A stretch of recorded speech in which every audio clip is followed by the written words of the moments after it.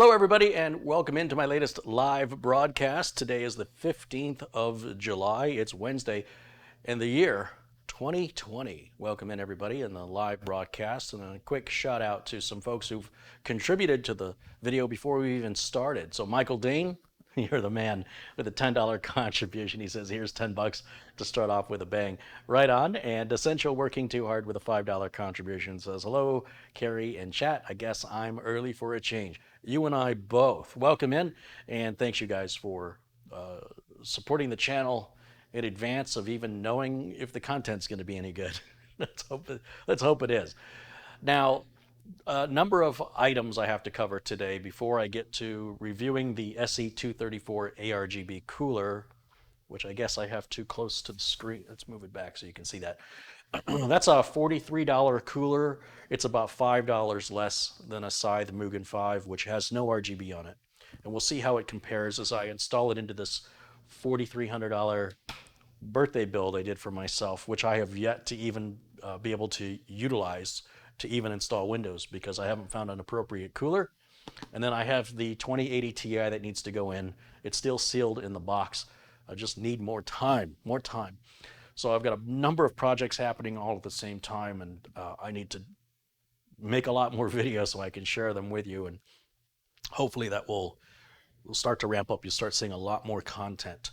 Now, a couple of news items. One, there was an update, it was either last night or very early this morning with Microsoft Outlook or Microsoft Office, and it created a situation where Outlook wouldn't load. The fix was to remove that update, and there's a command line to do that. But because this is a real problem that corporations were experiencing that was affecting productivity, Microsoft instantly issued a fix for it. So now if you get updates, you won't have this problem. It's only for people who were sort of the first wave of people who got the update initially when it was released. Within hours, Microsoft had fixed the update and re-released it again. So you shouldn't be afraid of the updates. Please continue to take them. Protect yourself. Microsoft has to issue these updates because of the frequent attacks from hackers online that try to exploit, to steal, to make money. And then sometimes when the fix or the patch comes out, it creates a new problem, which is what happened here.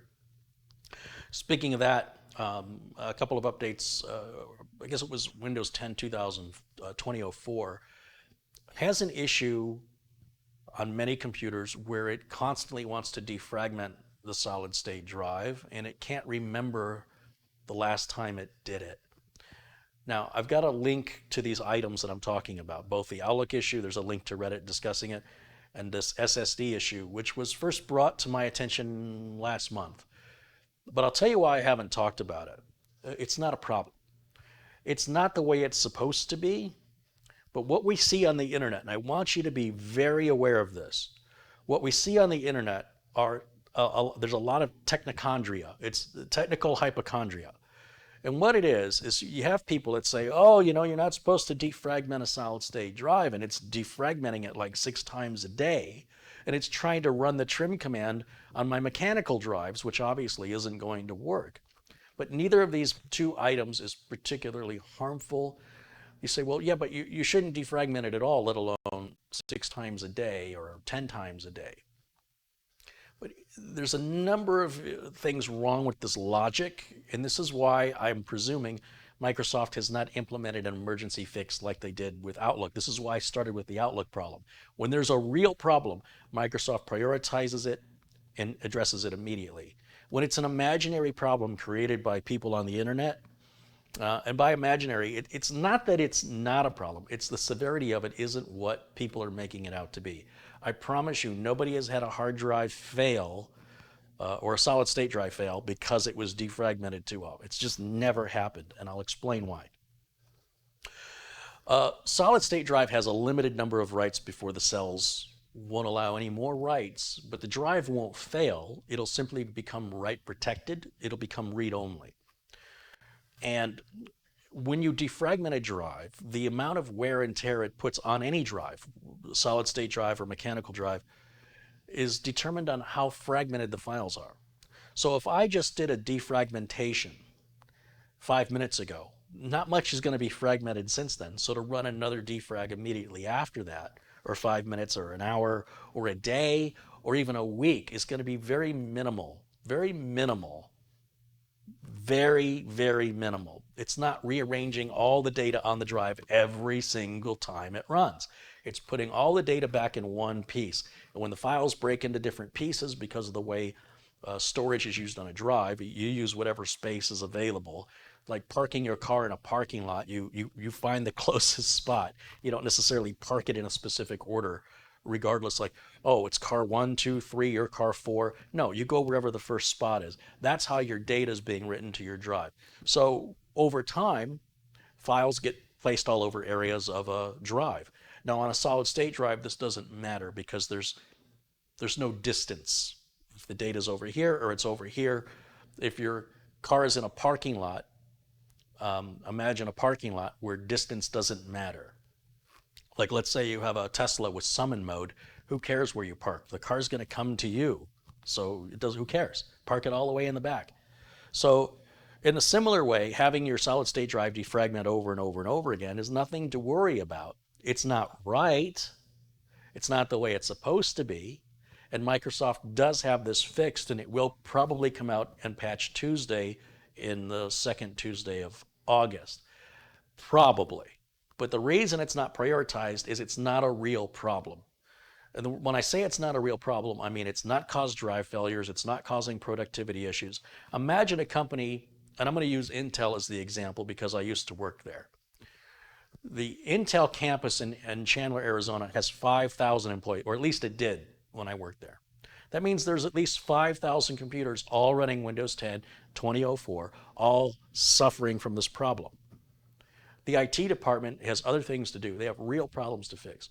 And this is not causing issues with corporations. So when a corporation can't open their email and they can't do business, that's a priority. But when Joe Home User, who's a little too technical for his own good, freaks out because he sees that Windows 10 2004 is saying it can't remember the last time the solid state drive was defragmented, which it should be running a trim command. If you hit optimize now, it should just trim the drive, and you can never trim a drive too much. Trim is for the maintenance of a solid state drive. It's automated in Windows 10. You don't have to worry about it. But defragmenting a drive 10 times a day ultimately results in one main defragmentation if it hasn't been done, which it doesn't need to be done at all on a solid state drive, although some folks at Microsoft say it still needs to be done from time to time, even on a solid state drive, and that's all explained in the article from Bleeping Computer, along with a video demo showing a physical defragmentation happening on a solid state drive. It's not going to kill your solid state drive. It's not a big deal. A lot of people are like, oh, you better turn off your auto scheduler. I guess if you want to, but big corporations with thousands of computers are not doing this.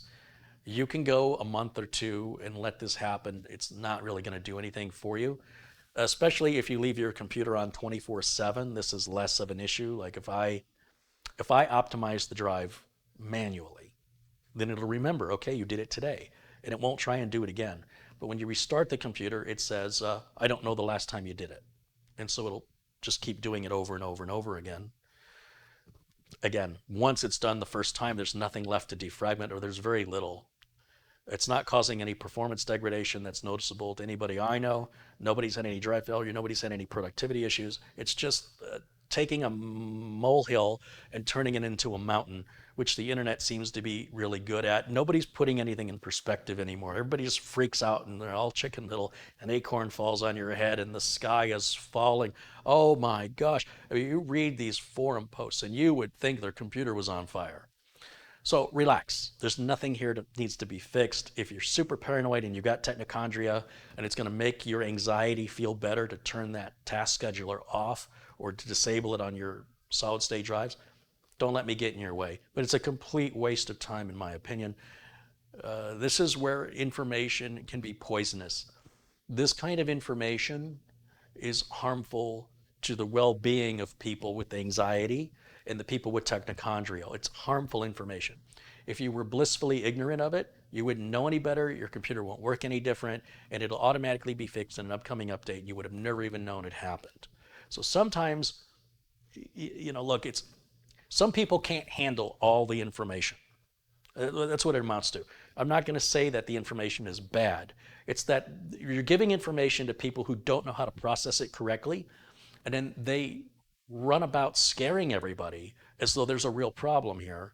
And it is kind of a problem, but it's not a big deal. Like as far as problems go, if I'm able to do my work, if I'm able to help my customers to get my job done, to remain productive, I have no downtime, and it's not killing my computer, which they would have you believe it is. This goes to show you the level of depth of thinking that's missing from people like this. It's as though they think the drive is going to constantly rip all the data apart and put it all back together again over and over and over, causing excessive writes on the solid state drive.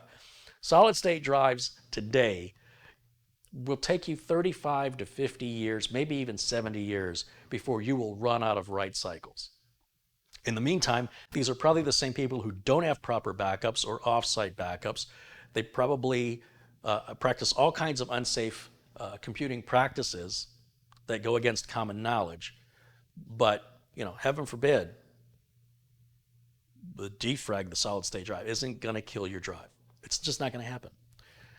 But if you want to turn the thing off, turn it off. My concern is that you won't turn it back on after the update fixes it. But it's not going to hurt anything. It just means you're just going to suffer performance. It's your own fault. Leave it alone. Leave it alone. That's Uncle Carey's advice. Stop picking at it and it won't heal. Microsoft's got it under control. There's plenty of things we can criticize Microsoft for. I think Microsoft is handling this just fine. It's really not a big deal. It will be addressed. It's just nothing that requires immediate attention. Relax. Deep breath. Relax. No big deal. Finally, I want to give a shout out to JayzTwoCents. I kind of waver back and forth on his videos because sometimes I watch some things that he does and I feel like there's no practical reason anybody would ever do this. I'm not quite sure what the educational content is here. And then I see him do something like this video, which I've linked in the video description here in my video, which is he's got it titled, "Why Are People Still Buying Intel?" Although I think the title should be, "Why People Are Still Buying Intel." It shouldn't be a question, it should be a statement. And in this video, he provides a solid, factual argument for the reasoning that is logical and verifiable and factual. I want to emphasize factual about the difference between the Intel platform and the AMD platform that goes beyond the price of the chip. We talk about motherboards, BIOSes, RAM compatibility, maturity, how long the platform's been around, brand loyalty, which is also a thing. And I want to say just a big thumbs up to JayzTwoCents for a sound and practical video that's not fanboyish, it's just facts. Now, he's also, I guess, got one arguing why people are buying AMD. So he's playing both sides of it. I don't want to even say the word playing. He is acknowledging the logic and the reason behind the thought process of what legitimizes the value of Intel over AMD, and another video that legitimizes the value of AMD over Intel. And it all depends on the person that's buying the system and their state of mind and what's important to them. Some people are just going to root for the underdog. It's a very American thing to do. Americans love underdogs. But the minute you stop becoming an underdog and you become successful, they hate you. So Bill Gates was a hero when it was Microsoft against IBM. Everybody loved Bill Gates. Google was a hero when there was no better search engine available. Amazon was I guess that's not an accurate statement. Amazon was really despised by investors and press. They beat the heck out of Jeff Bezos. You're losing money every year and you still keep in business. What's wrong with you? How do you explain this to investors? And Jeff Bezos would say to the press, this is the business plan. We're going to lose money for a few years and we're going to sell more than books. Amazon's going to be a household name. And when it comes to buying anything at all, Amazon's going to be the store you're going to go to buy it. Fast forward 20 years, he's the richest man on the planet, even after a divorce. And on top of that, it is a household name. It's exactly like he said. So anyway, so now people are attacking Amazon. Now I mentioned this trending hashtag on Twitter, RIP Jeff Bezos, because they don't like employee fairness. I don't get this whole thing about employee fairness. Nobody's forcing you to work. If you don't like your job, quit. And if there's no other job, create one. That's what I did. I created my own job. These people that just want stuff handed to them and they think they deserve. I wasn't raised like that, so I have a hard time understanding what gives you the right to think that you deserve special treatment or you deserve any treatment at all. You went to a job interview, you asked to be hired, you were probably happy when they approved you and hired you for the rate of pay that they offered you, and then you had to actually work. And now you're saying, well, I'm working too hard for what you're paying me. Then quit. Quit your job. I assure you, if every Amazon employee thought they were being ripped off, they would all quit. And if Amazon had no employees, there wouldn't be much of a business, and I suppose they'd have to change the incentives to work for them. In the meantime, as long as you're continuing to go to work, it's very difficult for me to understand how you can sit there and complain about it. Just quit. This idea that you have to, nobody's holding a gun to your head. You don't have to. There's other jobs you can do. There's other creative ways you can learn to make money that's acceptable to you. You don't have to do it all at once. Start a job part-time so you work your full-time job or at the place you hate and come home and do another job, because if you become self-employed, you'll be working those hours regardless, and you'll get paid better, probably, if you really want to work. I think most people say they want to work. A lot of these complainers, not most people, these complainers say they want to work, but they don't want. They just want people to give them stuff for nothing. These are not happy people, and you won't be happy just having people give you stuff for nothing. I know it sounds good. There's no fulfillment. Again, it's like playing a video game where you just walk your little man across the screen with nothing to do, no challenge. Would you ever play that game? You would win it every single time. There's no challenge, there's no fulfillment. You would say, this is the worst game ever. That's how you want to live your life? Just give me a bunch of stuff for doing nothing. Well, that's that video game. Why in the world would anybody in their right mind want to do that unless you're just a miserable, depressed person and you just want to be more miserable? If you want to become more miserable and depressed, stick with that attitude. In the meantime, there are people who want to root for the underdog, which at this time is AMD. But AMD's got a lot of problems. I've discussed it here on the channel. Intel has its share of problems, but Intel is a more mature platform. And there are challenges with AMD because of how new this platform is. It's still relatively new. And as a result of that, JayzTwoCents does an eloquent job of explaining the reasoning behind one platform is more attractive to a certain user or buyer than another. And then you can decide where you fit in on that. But I really like how factual and unbiased. I really felt it was just factual. It was observational, backed up by facts. So good job, a very good job from JayzTwoCents on that particular video. And a link to that is in the video notes below this video. In fact, Jay pretty much repeats things that I've said about why my customers want Intel, why as a business owner I prefer Intel. It doesn't mean I'm a fanboy. It means I want to make a profit. It means I want to help as many people as I can in the shortest period of time. So if that makes me an Intel fanboy, that's a consequence of my main goal, which is to be sustainable, to stay in business, to have happy customers, to have a lot of customers.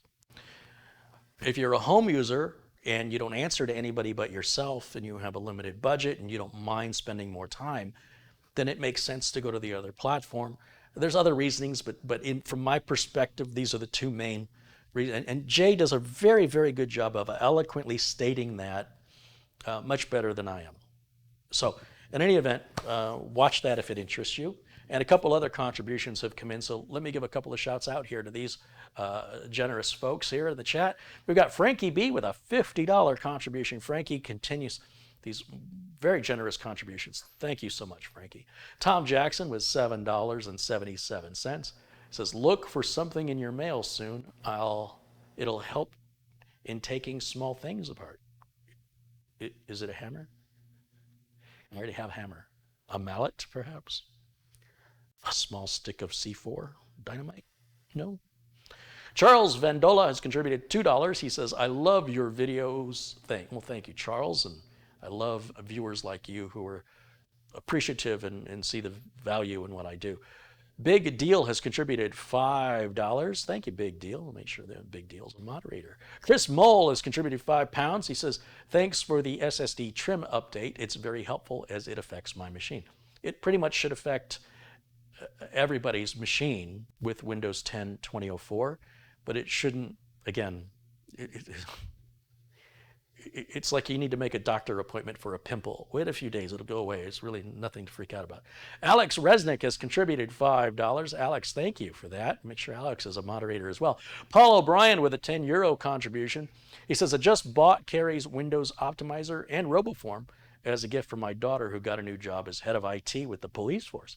I also am going to buy the Netfix tool, so thank you for that." Well, thank you, Paul. Thanks again for supporting the channel, and I hope your daughter sees usefulness in the Windows 10 Optimizer, and I know she'll see usefulness in RoboForm. Going to have RoboForm on again, I think, next week, and we'll see if we can't put another special on it to incentivize people on the fence or people that are new here to get this password manager. It's going to make your life so much easier. Tony Wallow with a $1.99 contribution, and John Dorrington with a £2 contribution. John says, "Hey, Carey, from Bexley, Kent in the UK." Hey, John, thank you. Thanks for the contribution. Thanks for joining us today. And Glenn's Music with a $5 contribution says, "I used to work for Carey Holzman Industries, but he spent all day in his yacht and he paid me too much, so I quit." Yeah, you should write a book about that. That's a tell-all. Wilhelm Gordon has contributed $19.99. And thank you for that, Wilhelm. And Chris Kingan with a $5 contribution says, "Great info, Carey." All right. Thanks, you guys. Thanks, Chris, Wilhelm, Glenn's Music. I love your sarcasm. John Dorrington, Tony Wallow, good friend of the channel. Paul O'Brien, Alex Resnick, Chris Mole, Big Deal, Charles Vandola, Tom Jackson, Frankie B., Essential Working Too Hard, and of course Michael Dane for supporting the channel and helping to keep me as free of sponsors as possible. One of the things I deal with, and I've explained this before, but for people that are new here, is being a mouthpiece for a corporation. You can't say this or you can't say it this way. I like being able to say what I want to say. I am not a particularly controversial person. I'm trying to just be observational and acknowledge what is and is not from my perspective.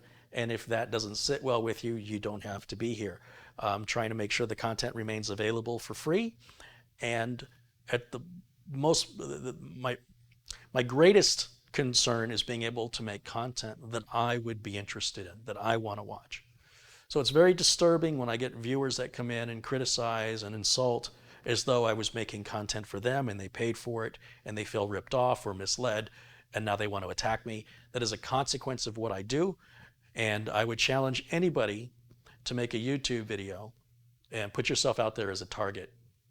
I could give away $100 bills and there'll be people telling me what an evil person I am and that I'm not doing it correctly. That's just a consequence, but the benefit is that's a 1%, less than 1% of the comments I'm getting are harmful, or people try to ride your coattails to get more successful, and they want to use your chat room or a popular video as a platform to promote a link to, hey, subscribe to me, watch my videos, buy my product, go over here and buy this. They want to jump on your coattails that you've worked so hard to create without asking for any permission or sharing with you any profit.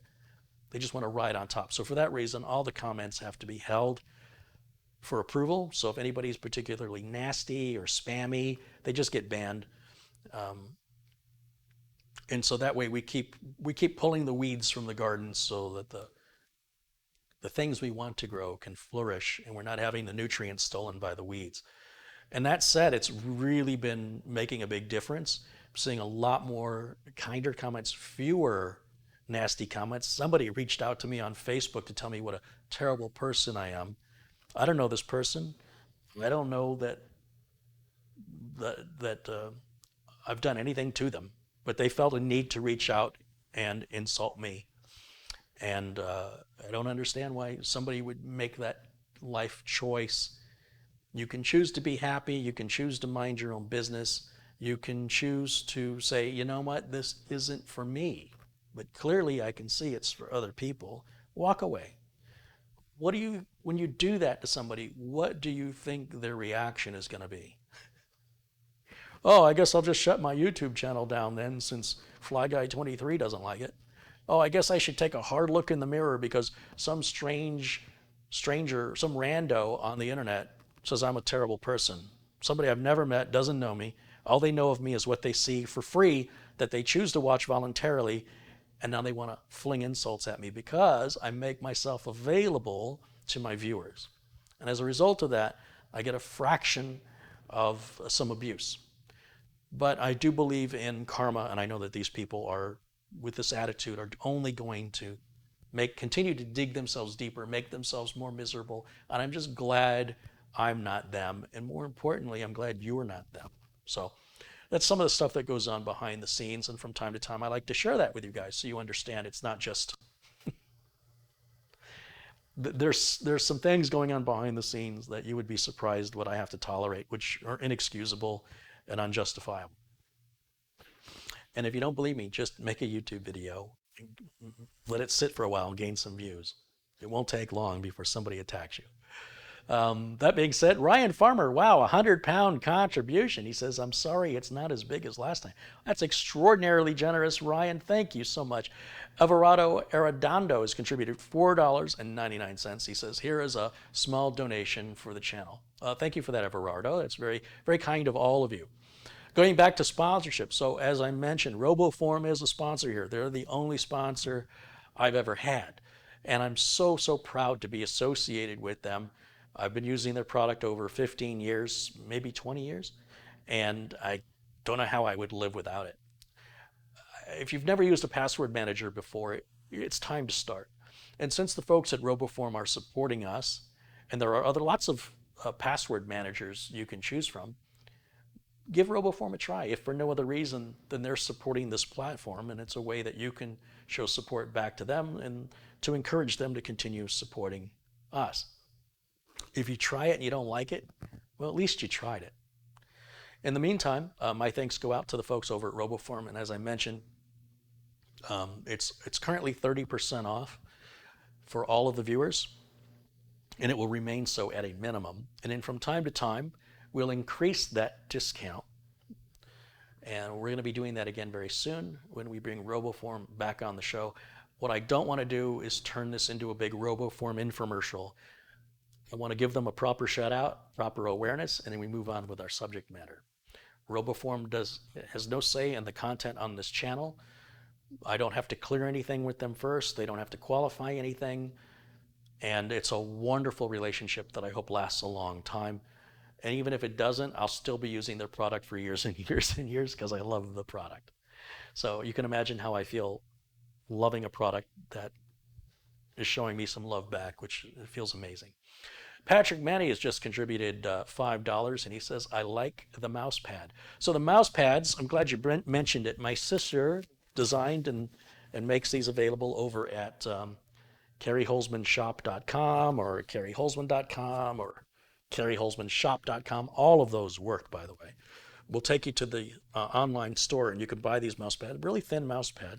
One of the reasons it's so thin is this is a microfiber cloth, and you can use it to clean your screen.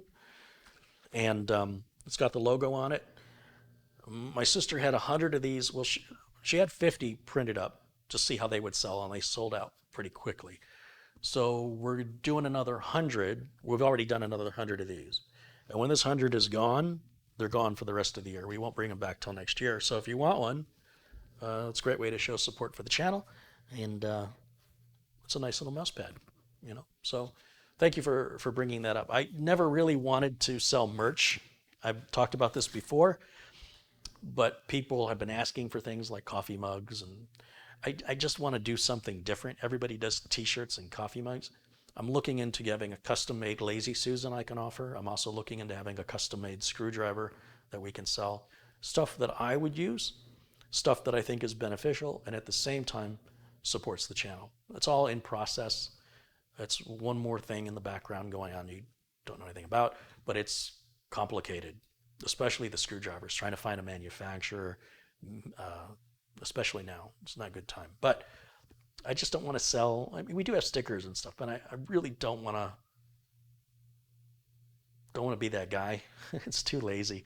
I need something more creative and more useful, like the case badges. You know, I don't know anybody else that does that, and I'm very proud of the things that we're offering at careyholzmanshop.com because I feel they're unique enough. There's a little overlap with stickers, like I said, and coffee mugs, but for the most part, I'm very happy with the uniqueness of the merchandise. It's very limited. It's not page after page of nonsense.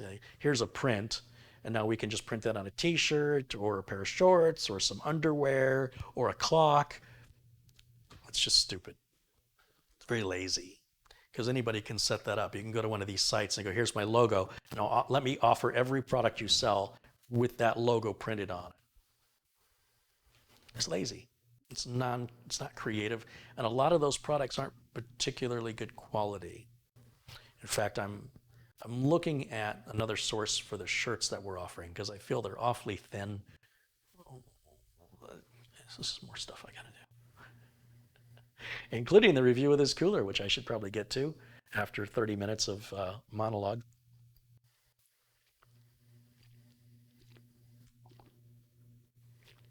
JayzTwoCents just put a link to the shop there in the chat room. Thank you, JayzTwoCents, for that. See, my buddy Ron is in the chat room. So I built a computer for my friend Ron, right? It was that little mini ITX build I did using the Leon Lee TU-150. And we initially had a problem during the install that the solid state drive wasn't working correctly. I've never seen it before, and it was the first time I've ever used a Gigabyte branded solid state drive. And the reason I bought it was the cheapest 1 terabyte solid state drive I could buy at that time, which was $119.99. So I just assumed it's got to be the Gigabyte NVMe drive. And I put an ADATA or I put another branded drive in there, and it worked. So I wrote it off. Later on, I ended up putting the Gigabyte drive, that same one that failed, into an Intel system. Works fine. I thought to myself, that's weird. So maybe the Gigabyte drives aren't so bad after all. I load Windows 10, I do a cable management, I send the system to my friend, he gets it, and it's freezing up on him randomly throughout the day. Just freezes. He'd be watching YouTube, freezes. I'm like, all right. I send him some new RAM, no difference. He updates the BIOS, there's a new BIOS version, no difference. It'll run for hours with no problem, and then suddenly just freeze. He can game for 3-4 hours. No problem, and then go watch a YouTube video or surf the web, answer email, freezes. So I was trying to figure out how I was going to solve this. I had Ron send the system back to me. It's sitting in a box. Still, I haven't even opened the box. It's still in the shipping box. What I did is I was looking for some mini ITX motherboards, and what I found are some from Amazon Warehouse that have been returned. And since I got Ron in the chat room, I'll talk to him about it. These were listed as used. Well, I guess you can't see them. Gotta push them further back. These boards were listed as used. There's a B450i Aurorus Pro Wi-Fi, and we've got an MSI B450i Gaming Plus AC. And so rather than try to recreate this problem, which could take hours and hours and hours, I'm going to pull that board and I'm going to replace it with one of these. And ideally, there's nothing wrong with these boards. They're still under warranty from the manufacturer if there is. I think Amazon Warehouse, they put like a chip and RAM in there. They see if it posts, and if it posts, it's good enough. And ideally, this will have the NVMe drive mounted up to the front rather than in the back, which made it a bit more time consuming when I had to take the whole board, uncable it, remove it from the case to swap out that gigabyte drive for the other drive I ended up using. So, oh, it's an AddLink drive that I used. Yeah, thank you, Ron. So, Ron, do you have a preference over which one of these boards that you would prefer, either the MSI or the Gigabyte? They're all B450s.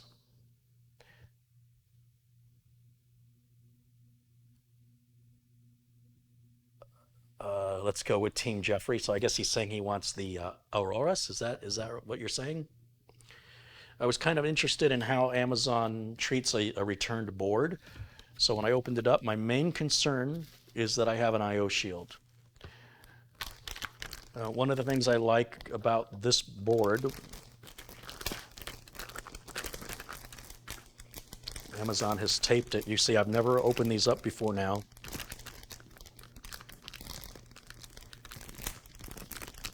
That's a lot of tape. Wonder what the tape budget is at Amazon.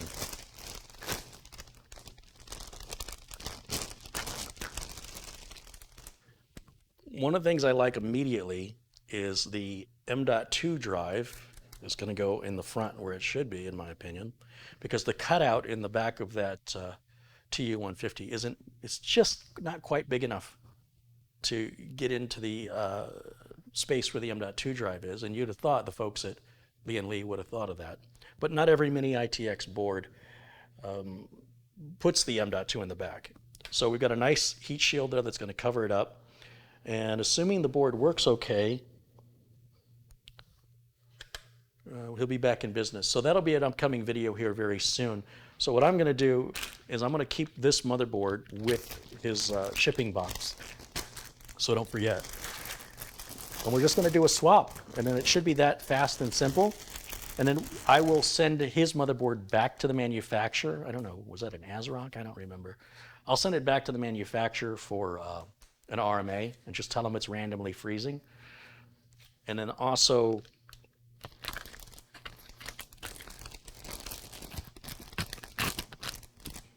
checking to make sure I got an I/O shield. Yeah, so it looks like I've got everything in there.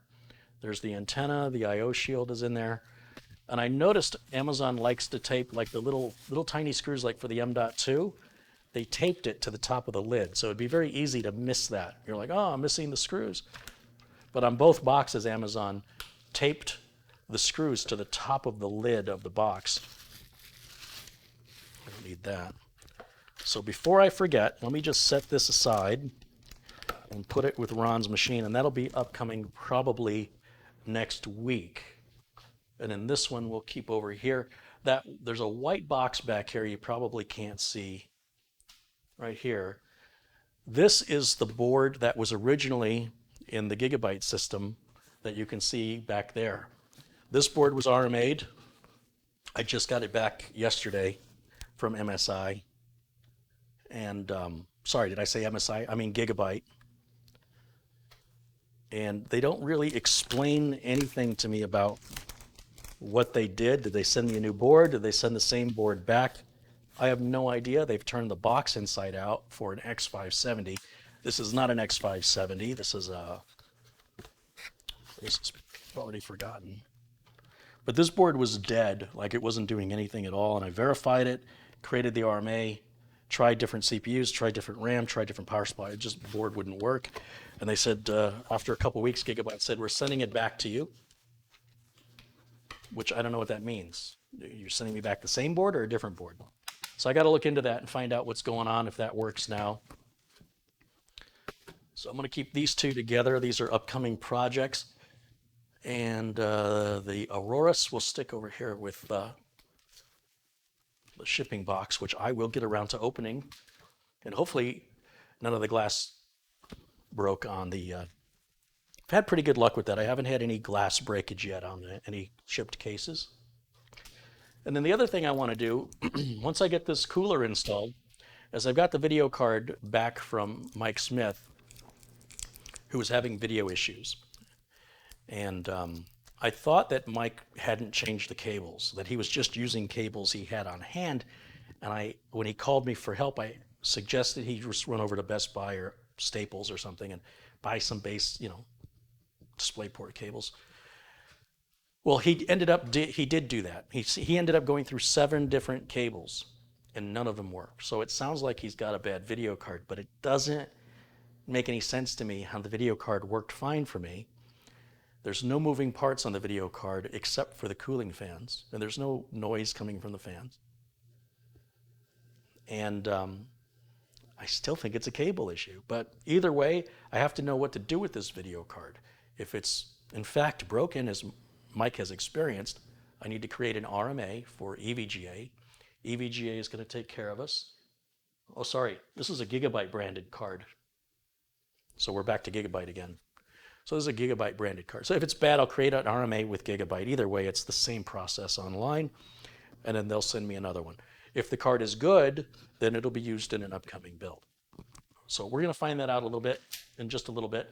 I've got this cooler from ID Cooling. It's the SE-234-ARGB. Oh, and you're probably wondering about this. I cannot find for the life of me a 10900K, which is the top of the line current processor on the consumer side from Intel. Let me rephrase that. If this were a 10900K, it should sell for $530. I can't find it available for anything under $850. And Amazon and Newegg are sold out, so it's their third-party marketplace sellers that are jacking the prices up. I don't know what's going on. I don't think it's that big of a deal. There's a great price. If you're looking for a good CPU from Intel, the i7-9700K is like $350 or something like that on Amazon right now. And the 9900K is down around,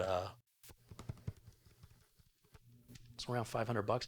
I don't think it's worth the difference in price between a 9700 and a 9900. Honestly, just buy the 9700. You probably won't notice it unless you're an extremely geeky user, right? Like you're just a very intense, doing a lot of stuff. I don't think most people would notice a difference, but you will notice the $100+ price difference. It's sort of like going from an AMD 3900 to a 3950. It's just not worth it for the little bit of bump you get in a 3950 and the additional cores that most people at this point don't even utilize. Some people, they like to buy the latest saying, well, I'm going to future-proof myself. Sure, I'm not using those cores today, but one day I will. Yeah, but when you start using those cores, I bet you there'll be a faster chip with even more cores for less money than you paid today. So you're best to wait until you need it rather than buying it to grow into, unless you're somebody who's having other people do the work for you and you're intimidated about opening the computer and changing anything. In that case, buy as much as you can afford and be done with it. But that's not why we're here, is it? We're here to encourage you to be self-reliant and open that thing up and replace stuff. It was really cool that Mike Smith, he was very intimidated about doing any work inside the computer, but he had to change that video card. And he saw me do it enough times on my channel that he felt like he's had the experience.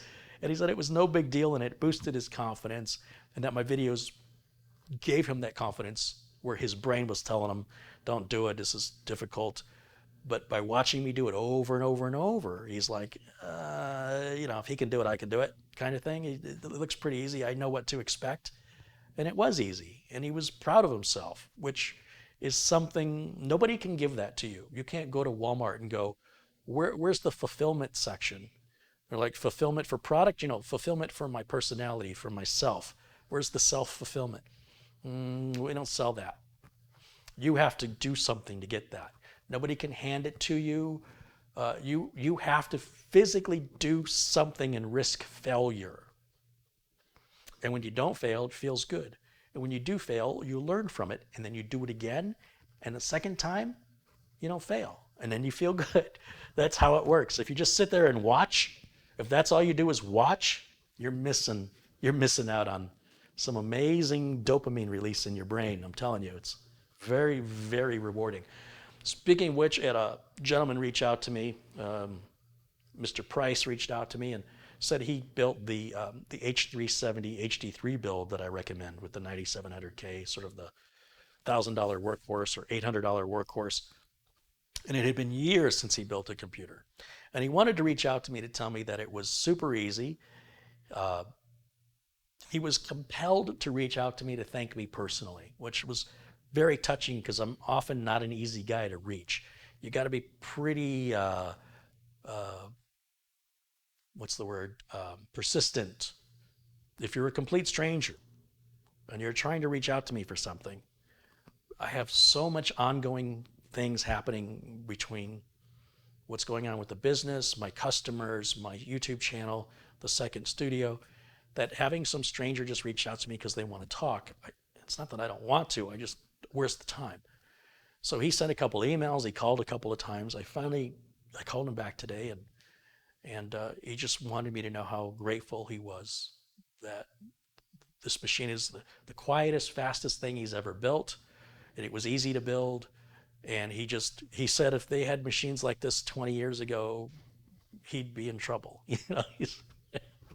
It's so powerful, it's so quiet. So that's the best I can hope for. I mean, it's great when you guys send your contributions, but what money can't buy is the gratitude, and I live for it. I live for that gratitude, and I thank you all for those of you who reach out and encourage me and see the value in what I do. It means a lot to me. Okay.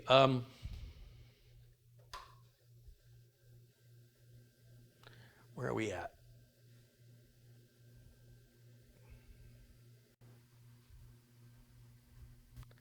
Just looking through the chat here.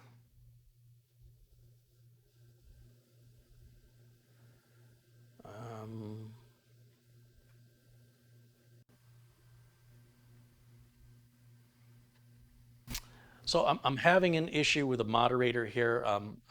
Sharon Idle's been a long time friend of the channel, and I appreciate her very much. But I don't, within the last couple of weeks, I've seen some behavior in the chat that I don't approve of coming from somebody in blue. I've mentioned what I want to see from all my friends in blue. I want to see kindness and I want to see support. And if you have nothing kind or supportive to say, then please hold your tongue. If you have a problem with somebody, I need you to bring it to my attention. So I am temporarily removing the blue status from people who exhibit a behavior that I feel is out of control until they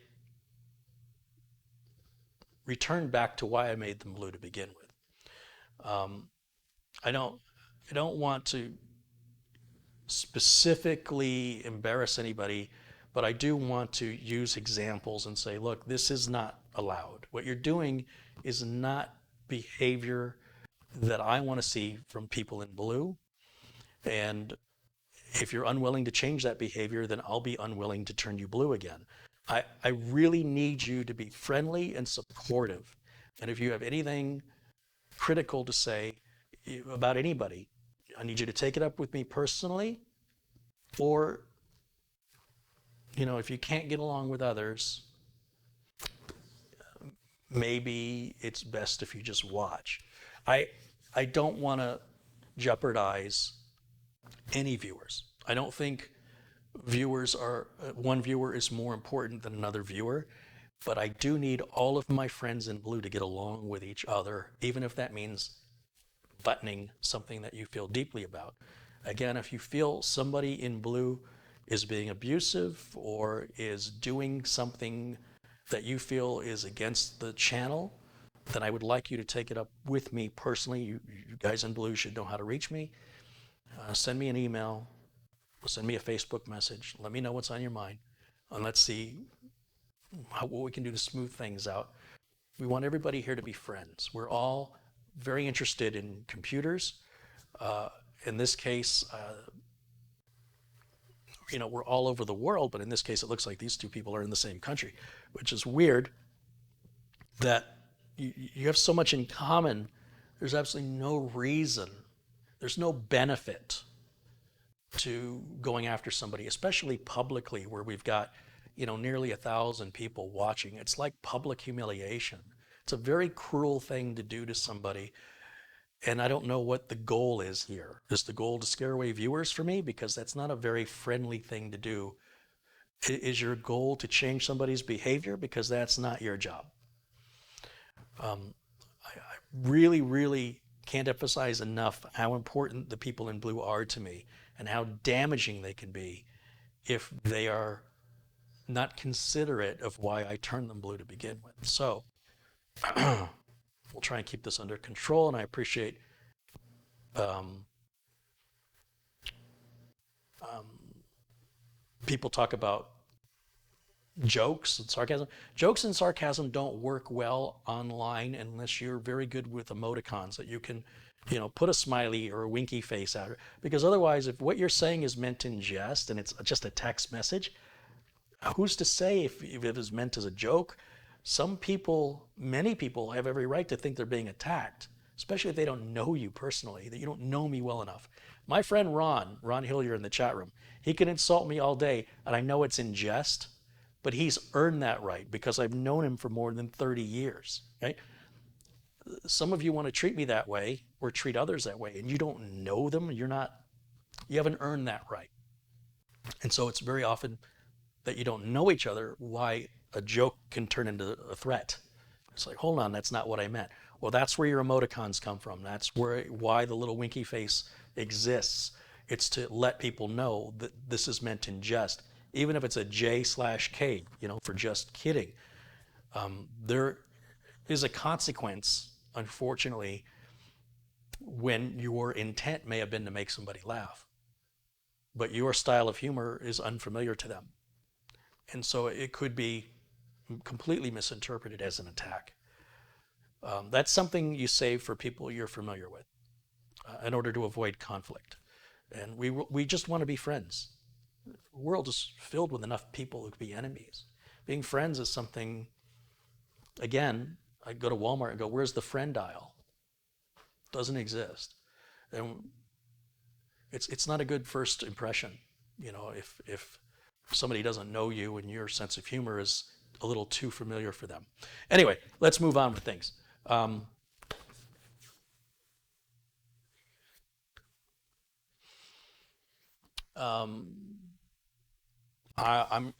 going to ask Ryan,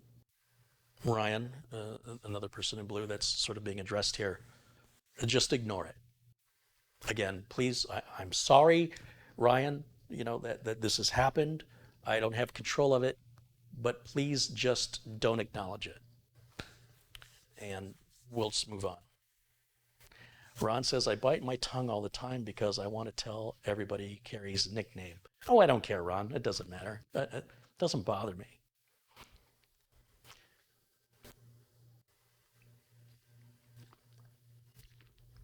I've told the story before. Back in the mid 80s, I used to hang out at Radio Shack to use the demo computers, the display computers, for hours. And I got to know the people that worked there. And Ron was one of the salesmen at Radio Shack at the mall in the 80s. And so I got to know them because I hung around there for hours and I'd help them like clean the store. At the end of the day, it's 9 o'clock at night is when the store closed, and we'd need to vacuum the floors and do the regular dusting and cleaning. And I'd been on the computer all day, and they said, "Here, clean the computer," and handed me.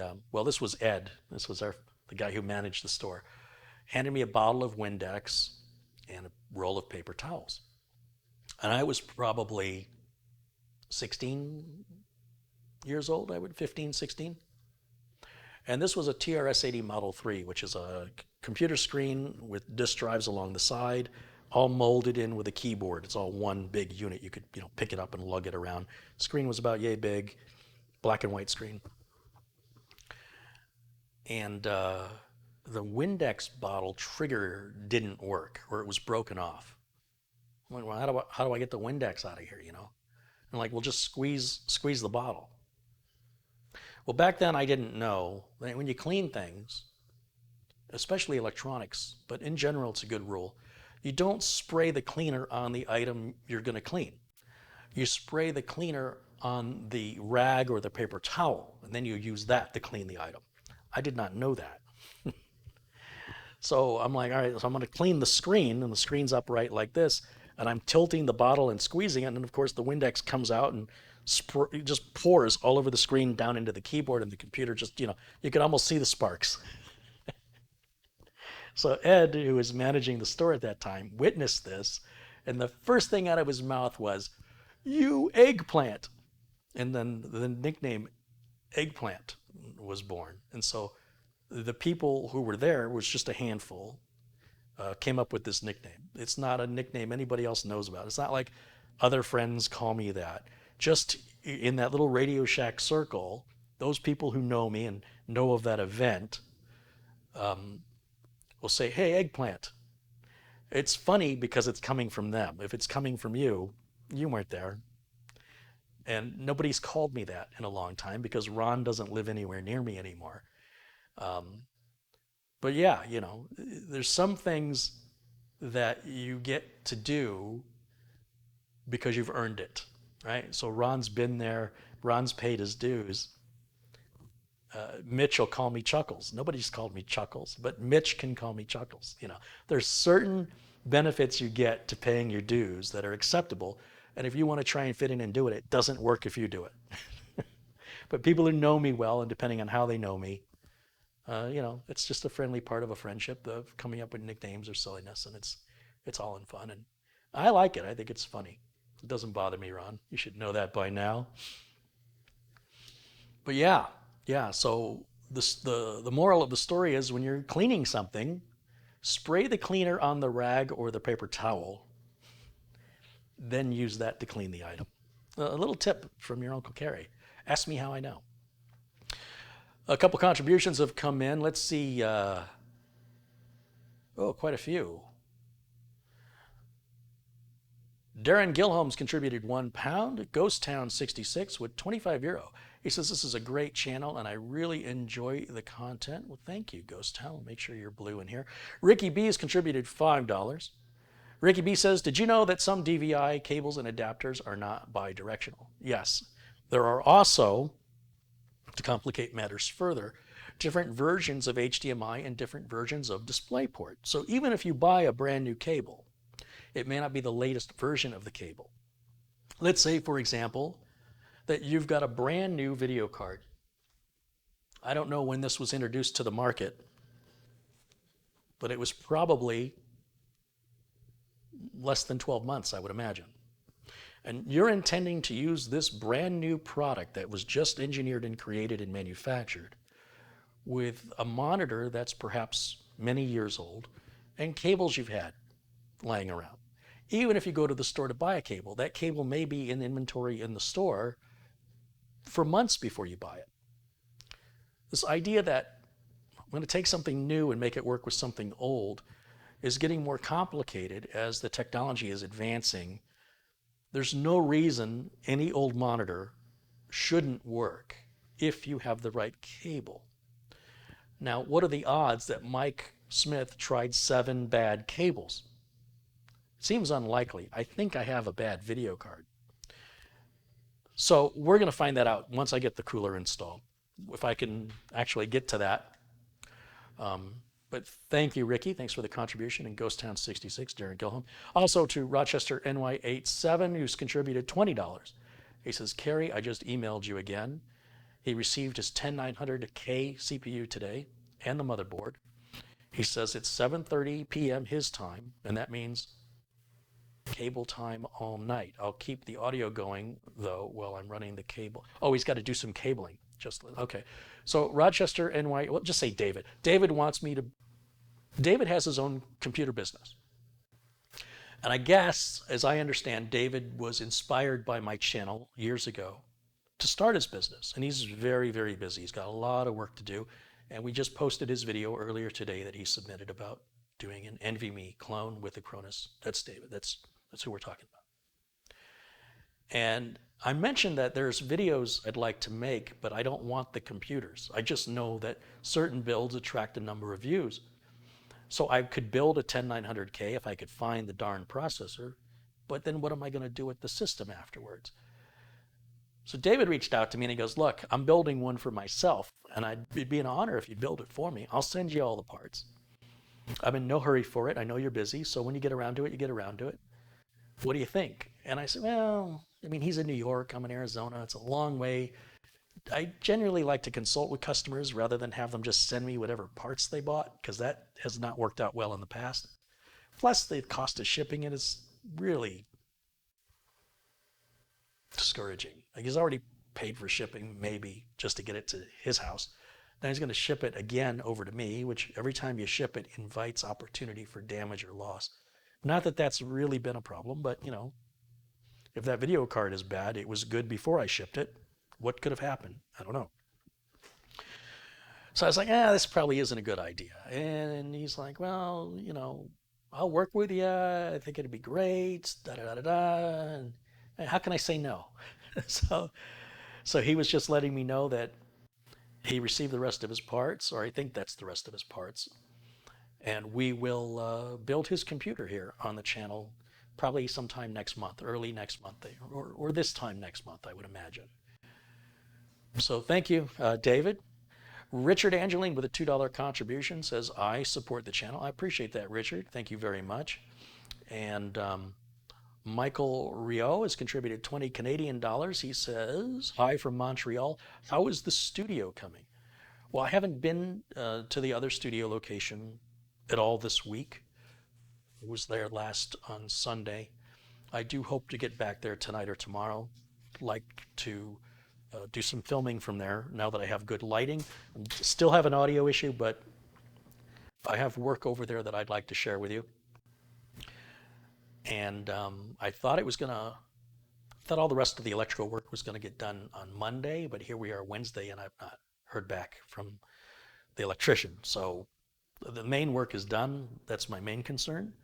That allows me to use the studio space now that I have better lighting installed. The other side of this house, this is a house, still needs electrical work done, but I'm not using that side of the house, so I don't care. But I cannot film or work while the electrician is there. Obviously, I can't be working on something and have the power suddenly go out. And I can't film while the people are working.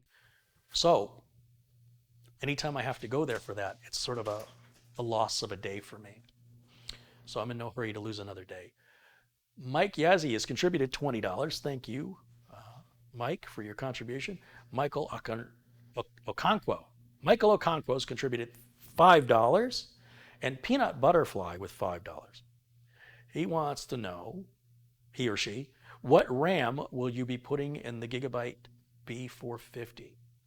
I'm going to take everything that's in Ron's computer that we installed in the Leon Lee TU150 build that's here on the channel. I'm going to move it all to the Gigabyte B450 board. Everything. All the same parts. And then I'm going to ship it back to Ron because I don't have time to test it. I can't sit there and use it for hours. If it continues to freeze, I don't know. Ron can take a shotgun to it. We'll figure something out. It seems unlikely that's going to be the case. And Ron's a very capable technician himself. However, he doesn't have spare parts like I have to swap out. So his hands are a little tied on what he can do. So and I really hate to think this far ahead because I have customers do this and it drives me nuts. They'll say, well, how do I fix this? And I go, well, try that. Well, what if that doesn't work? Well, we'll be on the phone for an hour easily. What if that doesn't work? What if that doesn't work? What if that? Yeah, but what if the first thing I told you works? Then the rest of this conversation is unnecessary. I'm pretty well convinced we've got a bad motherboard. So unless I can replicate the problem, it's just going to get a motherboard swap. Everything else will go back on the same board, same CPU, same RAM, same power supply, same NVMe drive. It'll be boxed back up, sent back out. That's the plan. Michael Martin has contributed £2. He says, hello, Carey and chat from the UK. Hey, Michael, I had a boss named Michael Martin. You're not him, are you? I don't think he'd be on my channel. He wasn't my biggest fan. Thanks to Michael and Peanut Butterfly, and Michael Okonkwo and Mike Yazzie and Michelle Rial. Am I saying that correct? I don't know. Richard Angeline and David Ricky B, Ghost Town 66, Darren Gilholm, Patrick Manny, Alvarado, Ryan Farmer, of course, very generous with that 100-pound contribution earlier. Chris Keegan, Wilhelm Gordon, Glenn's Music, John Dorrington, Tony Wallow, Paul O'Brien, Alex Resnick, Chris Mull, Big Deal, Charles Vandola, Tom Jackson, Frankie B with a very generous $50 contribution, which is not unusual from Frankie and very generous that he can continue that level of support. Essential Working Too Hard, and of course, the man, Michael Dane. Michael says there's a lot of Michaels tonight. Well, a lot of generous Michaels tonight.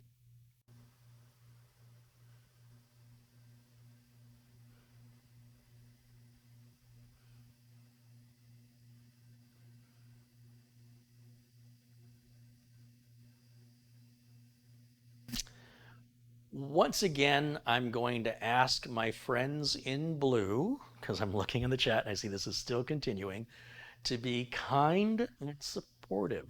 And if somebody is saying anything that is challenging you, ignore it. Don't take the bait.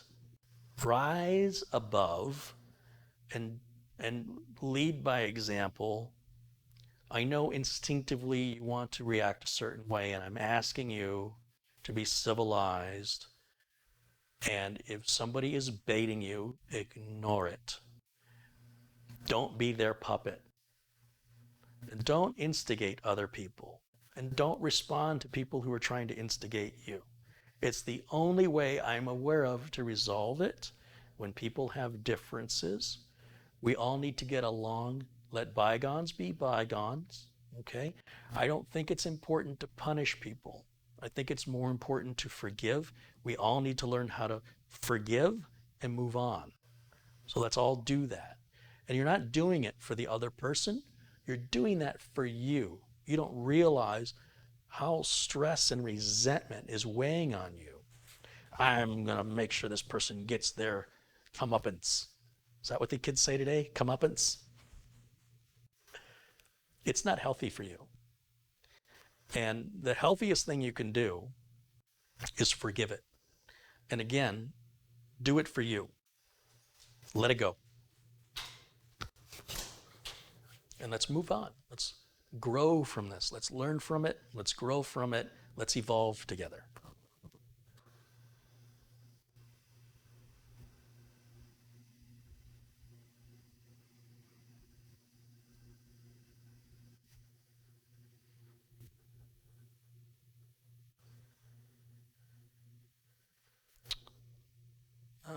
What else do we have here?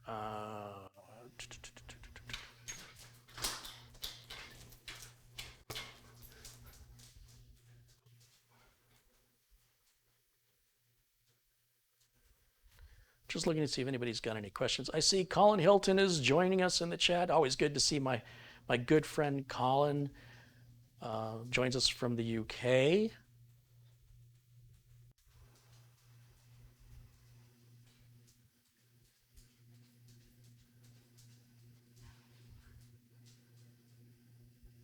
Sorry, I'm trying to find, I see Luke Greenia in the chat. Hey, thank you. Luke had some, see, here's an example.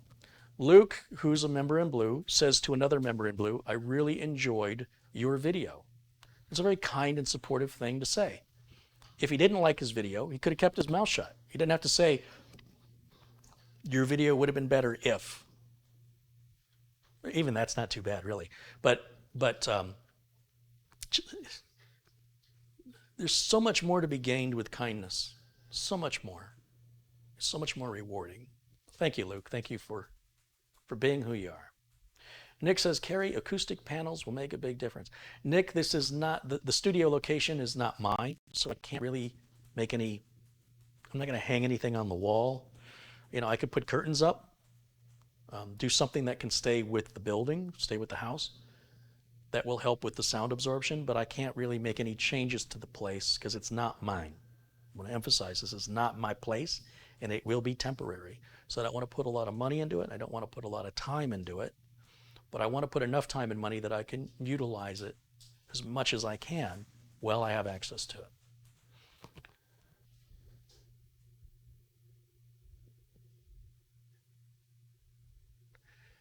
So Ryan is asking me to give Sharon her mod status back, and I intend to. Um,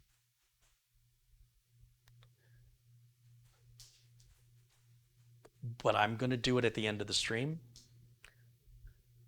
No, I'll tell you what. All right, Ryan. If since Ryan was the one that sort of was the one being targeted, and that's what he wants, I'm going to honor his request. Um, Sharon is a good friend of the channel. I'm not trying to punish. I'm trying to protect the channel. I'm trying to, again, my goal here is that the folks in blue are setting a positive example for people who are not yet blue to aspire to. And if there's a pattern of behavior that seems to be getting worse, I would much prefer to have the conversation with you in private. But sometimes during a live video, I need to address things right away because it's like I'm going to put out a small fire before it becomes an inferno. So again, I appreciate everybody in blue, and it's not my goal to embarrass anybody. It's also not my goal to have somebody damaging the channel who isn't maybe aware that that's what they're doing, and it wasn't their intent. All right, so in any event, moving on.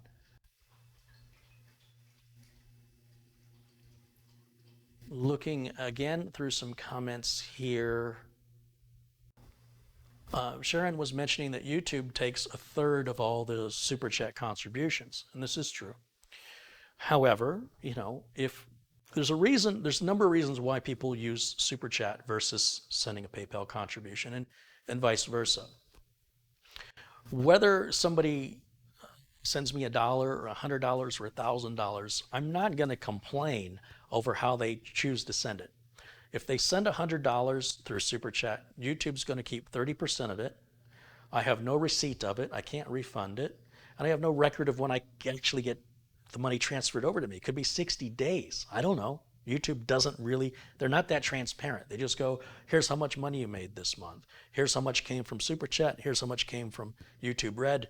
It doesn't really specify or break down those super chat contributions to give me the total. There's a trust level here. You just assume YouTube is being honest. I don't know.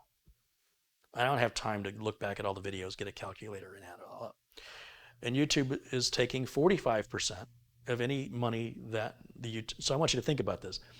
Any money that my videos make on YouTube, YouTube collects 45%, and they pay me 55%. Any contributions through Super Chat, YouTube keeps 30%. I believe it's 30, not 33, it's 30%, and they give me 70. If you submit a contribution through PayPal, PayPal will take about 3%. And if you submit an Amazon gift card, Amazon takes 0%. So if you want the majority of your contribution to come directly to me, and let's be honest, I'm probably going to spend it at Amazon. All these parts are all from Amazon or Newegg.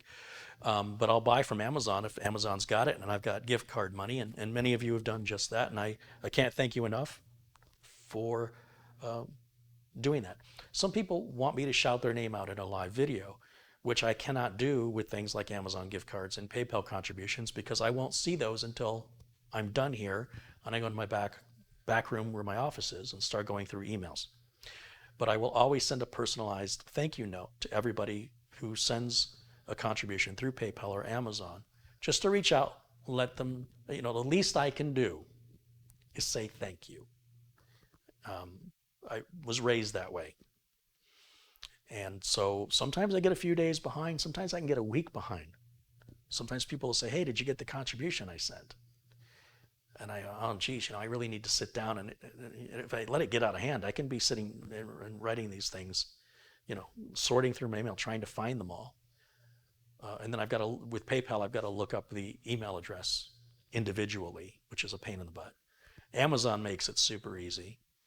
But regardless of how you're supporting the channel, whether you're just sharing links or you're submitting contributions financially, or you're using the Amazon links that I make a small commission from when you make a purchase on Amazon, or you're just a kind and thoughtful person in the chat room, these are all different forms of support. They're all welcome. And I won't criticize any form of support. I won't say, well, Your support would have been better if you'd have done it this way, because we're right back to what I'm been advising you, I'm asking you to do, which is be kind. And because your contributions have been so generous, I've been able to take on some projects I never thought I would do. And that includes being live.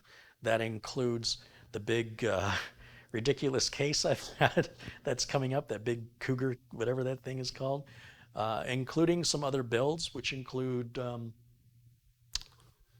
what do I do with the processor? I put the processor, the i7 build, some more mini ITX builds. I got lots of builds. So with that, and of course to my customers who enable me to film their builds, this is a community process.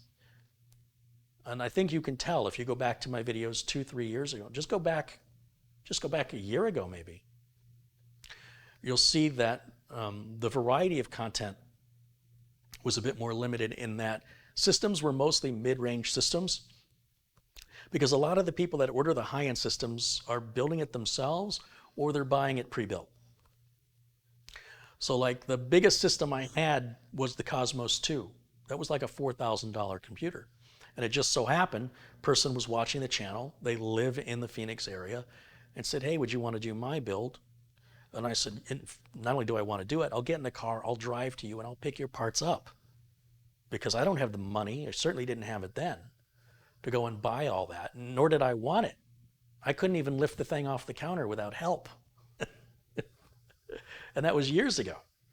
And so now I get to put together some really killer systems that I think are more interesting to viewers, that are going to be more likely to get clicked on, which means more views, which means more subscribers, which means more YouTube money, more opportunity for sponsorship, which is more opportunity for views, and it just kind of gets bigger and snowballs and snowballs. The question is, how fast can I make that snowball move? In the meantime, instead of building systems customers want me to build strictly, I can have a little bit of fun and just build the way other YouTube channels do because they want to. That's a great sense of freedom. And I want you to see both sides. I want you to see the side of, I have to support this. So I'm going to be very careful and very serious, because my business is at stake. If I make bad choices, if the parts fail, if I don't build it right, that's coming out of my pocket. Then I want you to see the familiar side, which is what most other YouTube channels do, which is we're just going to have fun and build this. It's not going to anybody, and it is what it is, right? If it has a problem, it's my problem. I'm giving this to my kid, I'm giving it to my wife, whatever it is. It's not the same as working with a customer. You're not trying to sustain a business other than your YouTube business. And with your contributions, it's enabled me to visit that side. The one time I did that on this channel, to give you an example, was the community build of Threadripper, which is hiding back here. You see Thready? Thready's back there. Thready was about a $4,000 build. I don't know if you can see Thready back there. He's back there. It's that machine right there. Thready's been nothing but problems. If a customer paid me $4,000 and had a system as noisy and trouble-prone as Threadripper, I don't know that I would have any time to do anything else. Well, that's an exaggeration. But I will say that it would have cost me more in support than any amount of money I would have earned by 20-fold.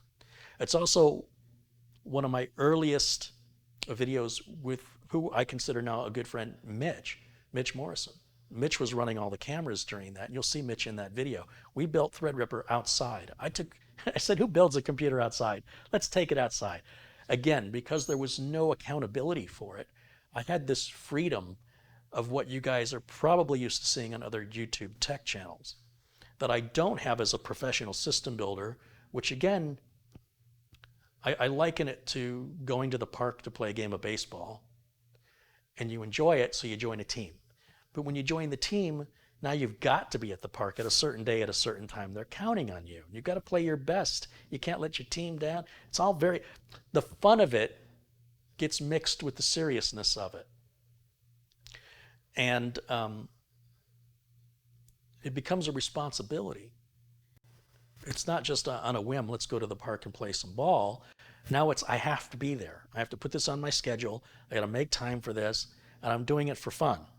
But there's a serious responsibility there. People are counting on you. And the difference when you're running a business is that you've got to pay bills. You've got to be able to pay your electric bill. You've got to stay in business. You owe it to yourself to stay in business.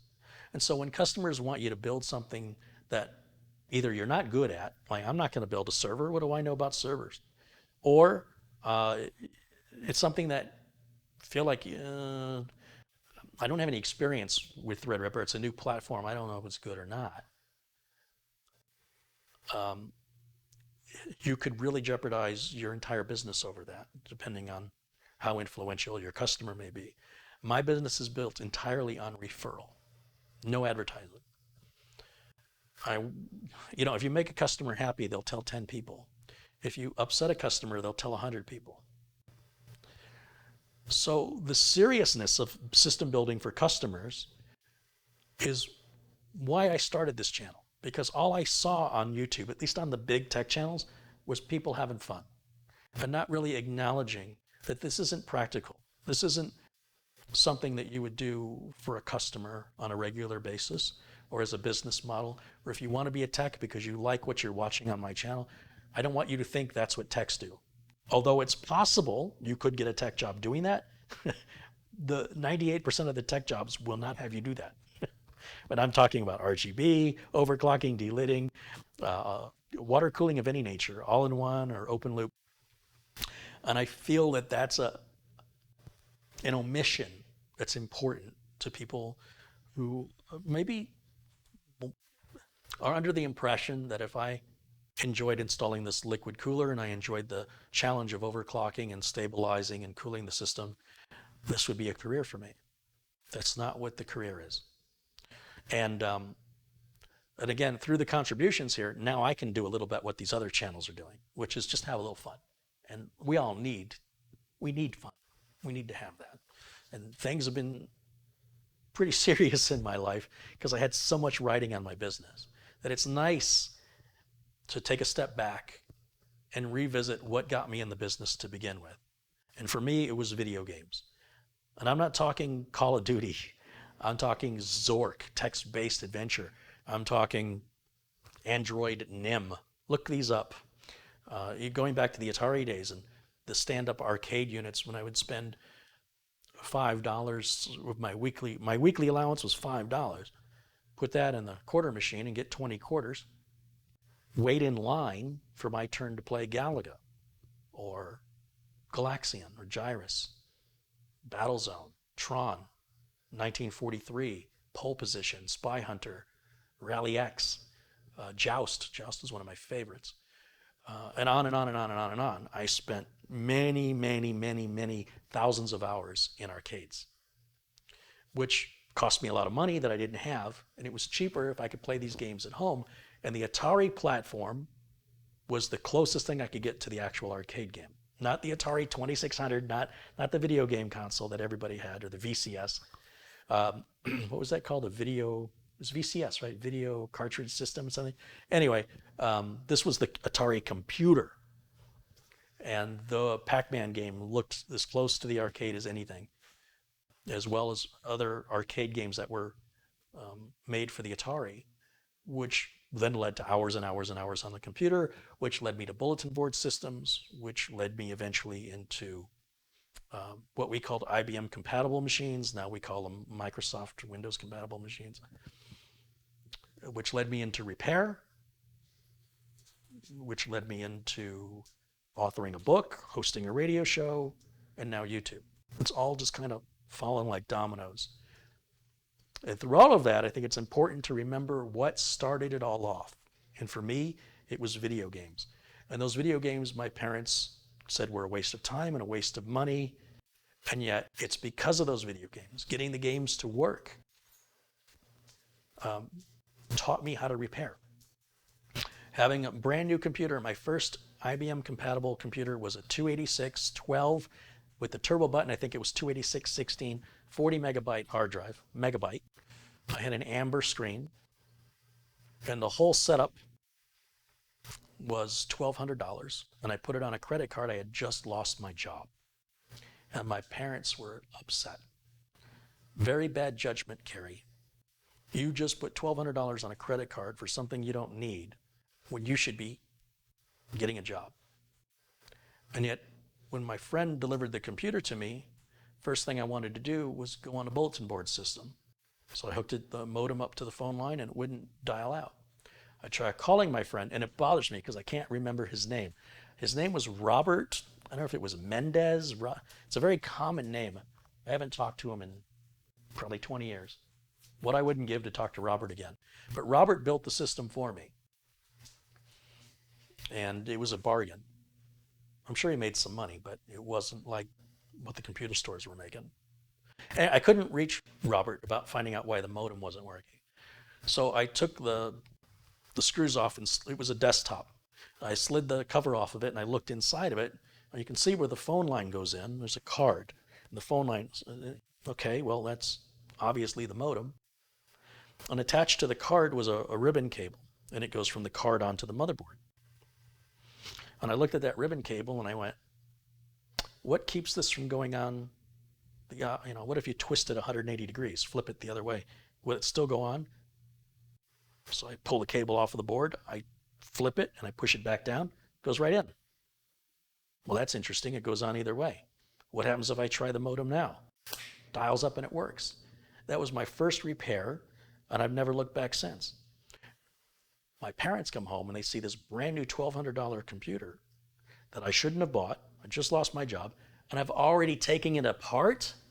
What's wrong with you? They know now. Well, nobody really knows now what's wrong with me, but they know what that led to.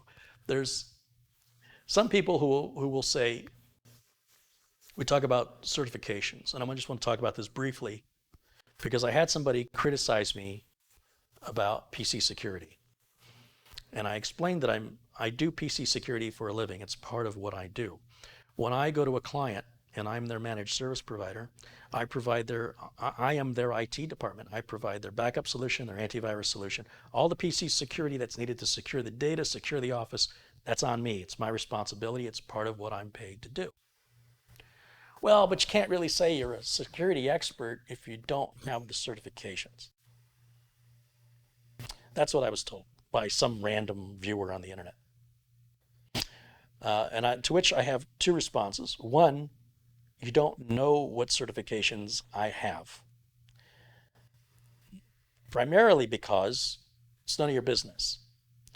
Number two, who writes the certifications? When I first got a computer, there was no class you could take. It was evolving too rapidly, and there were no experts. The only way you could learn it was to get in and start using it and deal with your problems and fix your own problems. There wasn't anybody you could call unless you knew a guy. It was pretty hard to know that guy when few existed. You're on your own. And that led to me writing the books, partially, that were used in education. You've got to ask yourself, who's writing the books? Does the guy or the gal, the people that make the certifications, have certifications? Did you ever think to ask, what qualifies the person who made the test? Where did the books come from? The books come from somebody with experience. Experience and education combined, and then translating that out into a text, or in my case, a video. And that we can use that. It's not an absolute. None of these books are perfect. None of these books are error-free. But people are awfully critical today with the information that the internet makes available to you with the touch of a finger. It's easy to cross-check things, double-check things. But back in the day, you didn't have that. So if a popular and expensive computer repair book had an error in it, how would you know? So I think it's an important consideration that if the idea behind getting a certification is to get a job, and you get the job without the certification, does that mean you're less of a technician? Because there's plenty of people that have the certifications and don't have a job, never had a job. And the certification industry is in and of itself a business. So Of course, they want to emphasize the importance of certifications. It's good for the certification business. The question is, are you capable of fulfilling the needs of your customer or of your employer? And does that draw from you a wage? And if somebody who is not employed, who doesn't have the experience, is going to criticize somebody else who does have the job and the experience, you got to wonder what's going through their mind. So the end-all be-all is not certifications, it's not education. The end-all be-all is experience and persistence. You can't walk away from something. You can't be afraid to say, I don't know, and to ask for help. And if you pay attention, and somebody will kindly show you, you grow with more knowledge that you then can use as experience, and then you can go on and teach that to somebody else. That's why I've created this channel. This channel is here to go against the certification business. This is to say, you don't need those certifications necessarily. And furthermore, if you want to get them, there's no harm in having them. But it does not mean because you have a certification that you're any good. Because knowing how to do something is different from doing it. And I would sooner have somebody with experience work for me, who does good work, than somebody who's got certifications and even a college diploma, but who's never worked before. That's an easy one, right? Because the guy with all the debt and education, he's expecting a higher salary. He was promised a higher salary. If you come to our school, our average, and they'll say that our average starting wage for our graduates is $80,000 a year in IT. Well, that might be the average, but what are you going to make? And it's a sales pitch. It's all just a sales pitch because none of them will guarantee you employment. No certification will guarantee that you will have capabilities you didn't have before. I could be certified in flying with a cape. That doesn't mean I can fly with a cape. All right, I think I've made my point. Albert Fontaine says, we're Uncle Carey certified. Stamp your forehead. Uncle Carey certified.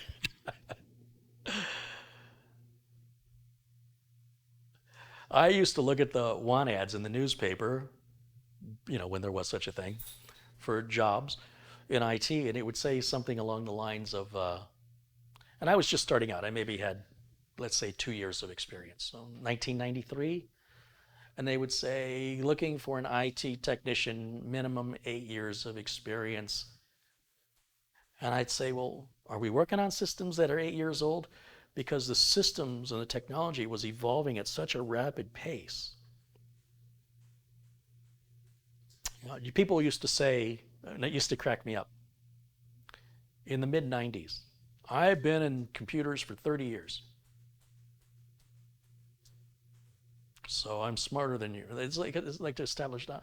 What good is that today? Like, how does the knowledge you had even 10 years ago apply to computers today? How does that benefit you in any way, shape, or form? We're not using the punch cards.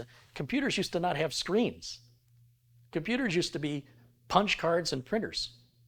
And if you got the punch cards in the wrong order, you dropped them on the floor, you're screwed. You have to put it into a sorter and figure it all out again. The hanging chads, on punch cards, paper tape. We've come a long way in a very short period of time. And so having recent experience, and as much of it as possible, is critical to most employers. Some employers focus too much on education, but that's typically in management positions. Knowing how to manage people and understanding the finance of the business is typically something through like an MBA. Most CEOs of corporations have no idea what their employees do. That's why Undercover Boss is such a big show, and how shocked the CEO is to learn of what their employees are doing. But the CEO understands stock value, shareholder value. The CEO understands the money side of things more often than not.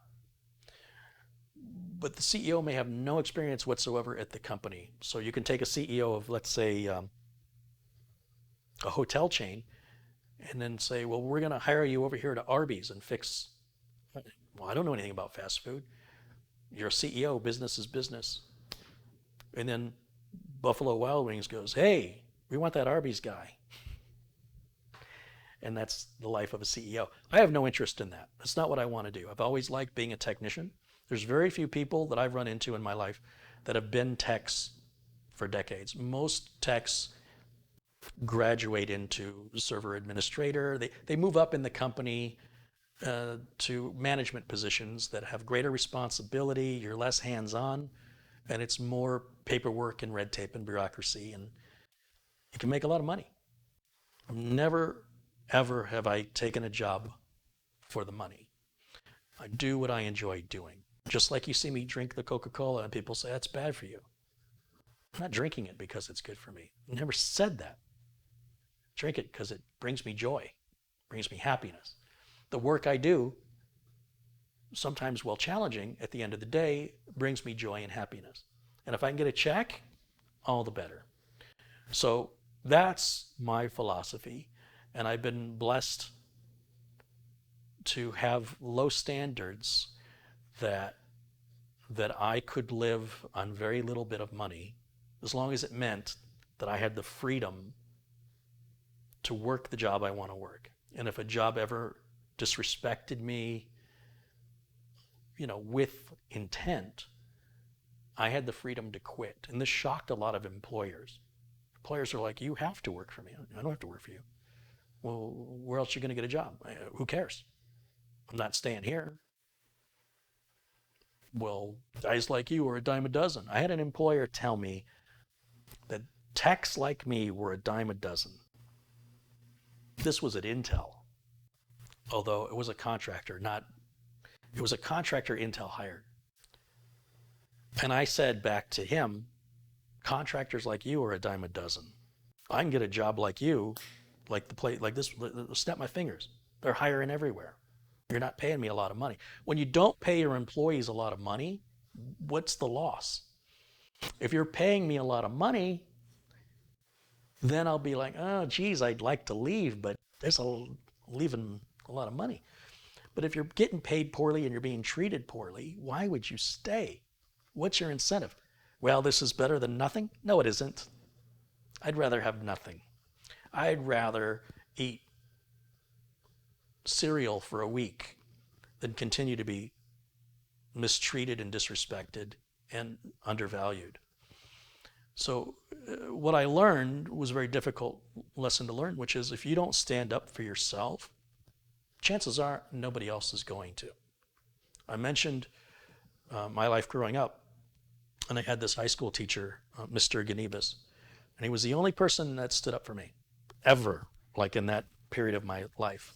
It was a very lonely period, very difficult period for several years. This was felt like forever. But what a difference that made, because I did not have the self-confidence or the self-esteem, nor was anybody showing me how to stand up for myself. And to stand up for yourself doesn't mean you got to be a jerk, and it doesn't mean you have to be arrogant. But it means that you should at least value yourself to a minimal level. I'm worth at least this much. And if I can't get this, I'd rather have nothing. And eventually I got there. But I was reliant too much on people looking out for me. And when that changed, that's when the bullying stopped. That's when things got better. And I still allowed it to continue in the workplace. I allowed businesses to get away with, I complained, I shouldn't be treated this way. They promised me a raise. Now they're telling me they don't have the authority to give it. So then I'm saying, well, what gave you the authority to offer it? Why are you so difficult?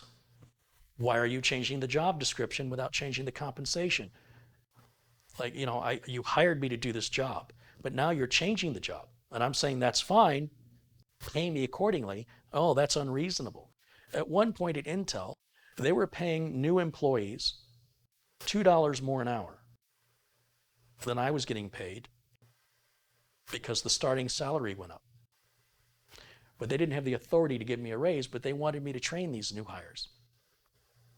And I felt very disrespected. And that did not end well. That conversation at Intel went something like this. Boss walks up to me and says, "What's it going to take for you to stay?" And I said, "Well, I'll be honest. I got an offer from a company that's half the distance from my home, offering me $2 more an hour. But I love my job here and I love the people I work with. All I want is some show of gratitude. A nickel an hour raise. Print out something on the printer that said, this is to show appreciation for the hard work and dedication that Carey Holzman has exhibited with us here at Intel." And the response I got from that was a handout like this. It said, "It was nice working with you. It was meant to demoralize me." And that was a tough moment for me. That was a moment where I wanted to cry. It felt like I was being genuine and honest, and I felt like it was being mocked and that it was unreasonable.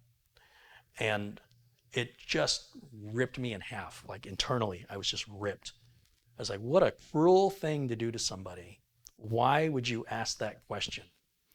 Knowing, in fact, I even started that conversation off with, I said, there's no point in me telling you what it would take for me to stay, because I know that the contractor that I worked for had a policy of not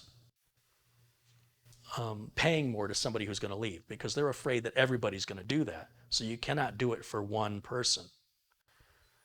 And the guy said, "Well, that's okay. We might make an exception." Like, he led me on to believe that if I was open and honest with him and I was being reasonable, that they genuinely wanted to keep me. And his response of sticking his hand out and saying, "It was nice working with you," was as if I had said, "Give me $1 million in a private jet." It was as if what I was asking for was so outrageous. It hurt. It just really hurt. It was a very cruel thing to do to somebody. So, but again, that's the level of psychological play that keeps employees in their place. And, or some employees, you've got to work for it. You got no place to go. So I took a job with the Arizona Department of Environmental Quality, left Intel, made $2 more an hour. Instead of driving 32 miles to work, I was driving 12 miles to work. And I was solely responsible for the entire 2 buildings. There were 2 buildings side by side for the Department of Environmental Quality, ADEQ. And there was no boss. I was literally there all by myself. I had my own office. And the person that was there showed me how they did things. And I took it over, and I had nobody to answer to. It was a great job. Very stress-free, mostly. And I stayed there for a couple of years and then moved on. So again, if I hadn't stood up for myself, I'd still be held back through my own consent, because if you don't stand up for yourself, you're saying to the other people that are doing it, you're saying this is acceptable. You are giving it permission. So when somebody complains about a job, "Oh, they're not paying me enough," or "They're mistreating me," I say, quit. That's what I've always done. I didn't force the contractor to pay me more. I didn't go to the news media and say, "I do all this work and look what they pay their people." I just left. Even when they demoralized me, I didn't look back. I didn't reapply. I just kept moving forward. And little steps, $2 an hour, not a big step. Not a big step, but a step nonetheless. And at that point, even if the job would have paid me the same, I'd have taken it just to get away from that environment. And the environment was strictly, the negative environment wasn't from Intel. In fact, the only reward I ever received was from Intel, even though I was not Intel's direct employee, and Intel had never ever done that for a contractor before. They saw what I had done for them. It sounds boastful, but I'm very proud of it. I want to share the story because a little old me did this on my own without anybody's help. And I got a reward from Intel that is strictly for Intel employees, and they made an exception, knowing that my contractor wasn't doing anything, They reached out and did something for me. And it was the most amazing thing. And so I have a, I, I, I wish things could have worked out where I could have worked for Intel. However, at that time, Intel required a level of education to get hired that I did not have. For that matter, still don't have. So despite the fact that I was in there doing a job for a certain salary, and I could still do the job away from the contractor, the bureaucracy and the red tape at Intel was that we can't hire you until you have this college degree in this area. Despite the fact, if they hired me, I'd be doing the same job I've been doing for over a year. So I had to let it go. But I really enjoyed working at Intel. I enjoyed working with the employees, some of which are still my friends today, and the management at Intel. I love the management. We're talking back in the days where Andy Grove was the CEO. Andy was a very cool guy. When do you bump into the CEO of the halls of the, when does that ever happen? A very approachable, easy guy, fun guy. And then after him, it was Craig Barrett. Craig was a bit more serious, and I left during that era, which was when the Pentium flaw, the Pentium 4 flaw, Pentium IV flaw, whatever they called it, the floating point. I was there at Intel during that time. It was a rough time to be there. PR was bad, morale was bad. But I have to say, my experience working for the contractors is all negative. And yet the companies I was working for via the contractors, all positive. But the only way I could have ever stepped foot in those corporations was with a degree I didn't have or through a contractor. So you can see the dilemma.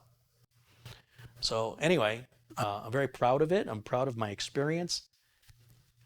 If I had what I wanted, I would have been hired directly from Intel and I'd still be there today. That's how much I loved working there.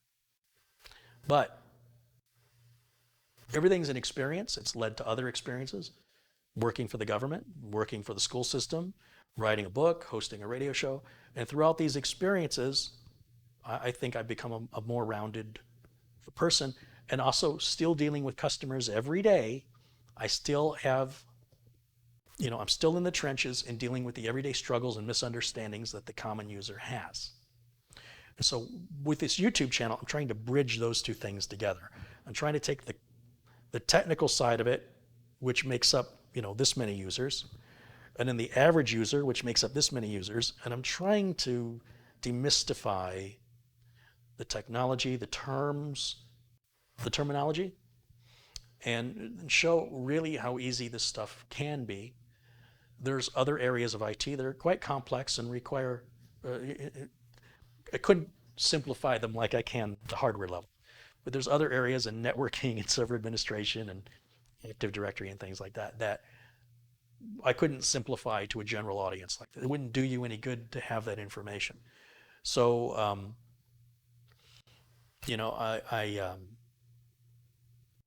want to emphasize to you guys that, there's what you want, and then there's what you can have, and then there gets to be a certain level where you need to put your foot down and go, this is not acceptable, and find something better. Even if it means you've got to work after your job, which is how I started my own business. I started fixing computers on the side, and that got busier and busier and busier. So when the last employer I had, when things got rocky through other political, there's a lot of politics and red tape in corporations. I don't do well with that.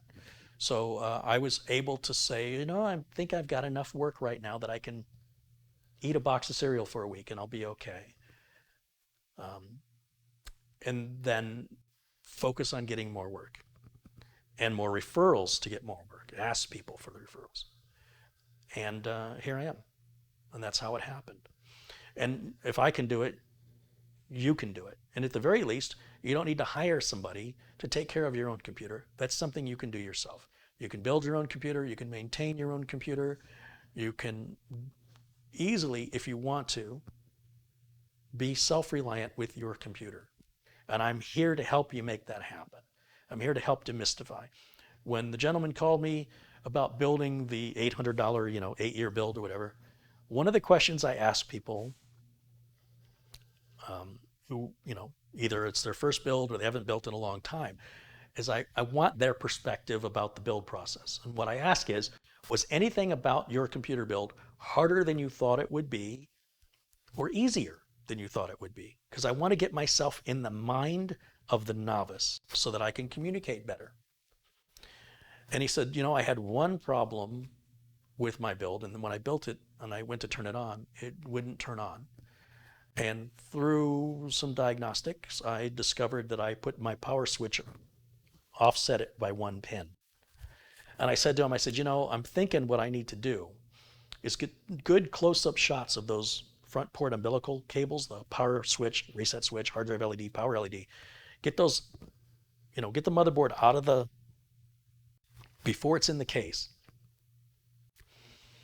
and film those going on close up, because they're all the same, except with some mini ITX systems. But generally speaking, when I'm doing a build here and I'm getting to those little wires, I could cut away to a video I made showing those wires going on in crystal clear, close up, well lit. He goes, yeah, but that really wasn't my problem. He said, my problem was my eyes just don't work as good like you. He said, my eyes are going, and it's not that your instruction was bad. I just couldn't quite see it good enough. All right. Well, that's useful information to get. And so I can use that to move forward and try to better communicate to novices, because it's my goal to get people self-reliant. And if you're interested in becoming a tech, know what to expect, right? Like I said earlier, you're not going to be delidding, liquid cooling, overclocking. You're not going to be RGBing anything in corporate America as a tech. You're highly unlikely to find a job. They do exist, but like I said, it's very unlikely. So realistically and practically speaking, this is what the job entails. And if you want to pursue that, then you have reasonable expectations. And you should be able to do better than I did, because when I did it, it was years and years ago, and we didn't have, a lot of things were still kind of being figured out. Now things are pretty well the same across the board. Like if you work at one company or another company, what's expected of you is pretty much going to be about the same from one company to the other. The policies and the procedures will probably be identical as well, with some variants. But you should be able to step out of one position at one company and move into a similar position at another company and immediately be productive in a very short period of time. One of the big issues I remember I had at Intel was I couldn't find my way around. There's 5 buildings. How do you navigate? How do you find your way from building 1 to building 5? How do you get there? You're new. We don't care. Figure it out. And I got lost. There's no GPS inside the building. I don't know how to get there. Where am I? Am I in building C3 or am I in C2? You're in C5. How the heck did I get to C5? Then I got to figure out how to get back. Well, after you do that over and over again, you're walking the halls like you own the place, But those first couple of weeks are very intimidating because you don't know anybody, you don't know the policies and procedures, and you don't know how the heck you get from here to there because the place is enormous. Any event, yeah. How I even got there, I don't even know how we got on this conversation. Wasn't I going to review a cooler today? A couple of contributions have come in. Let's see what we've got here.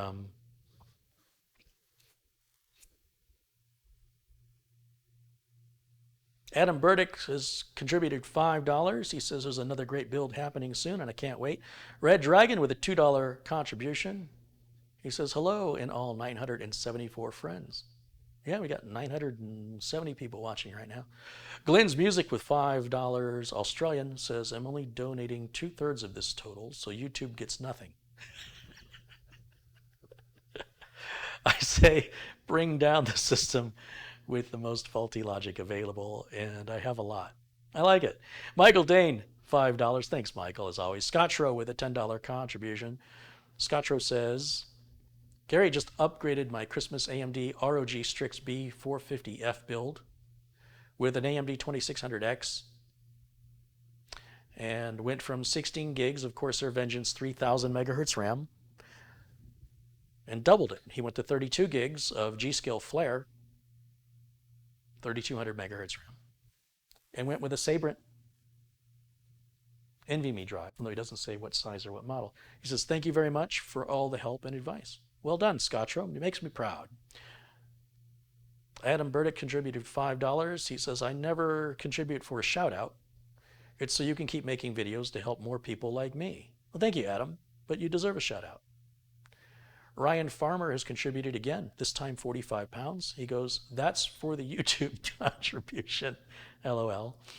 Chris Kingan has contributed $5. He says, I feel you, Carey. I'm a field tech because I enjoy what I do. I took a pay cut going into IT, but rather be doing IT. OG Gaming with a $5 contribution said, just letting you know that your dog is just texted me and it's time for cookies. It's past their dinner time. All right, thanks for all the support contributions. I'm going to just scroll back through some of the comments while I was reliving some nostalgic moments of my past work experience. TabChan0 says it took some courage to stand up for yourself. No, it didn't take courage. What it took was the realization that I didn't have anything to, like what I thought I had to lose in the scope of things wasn't that much.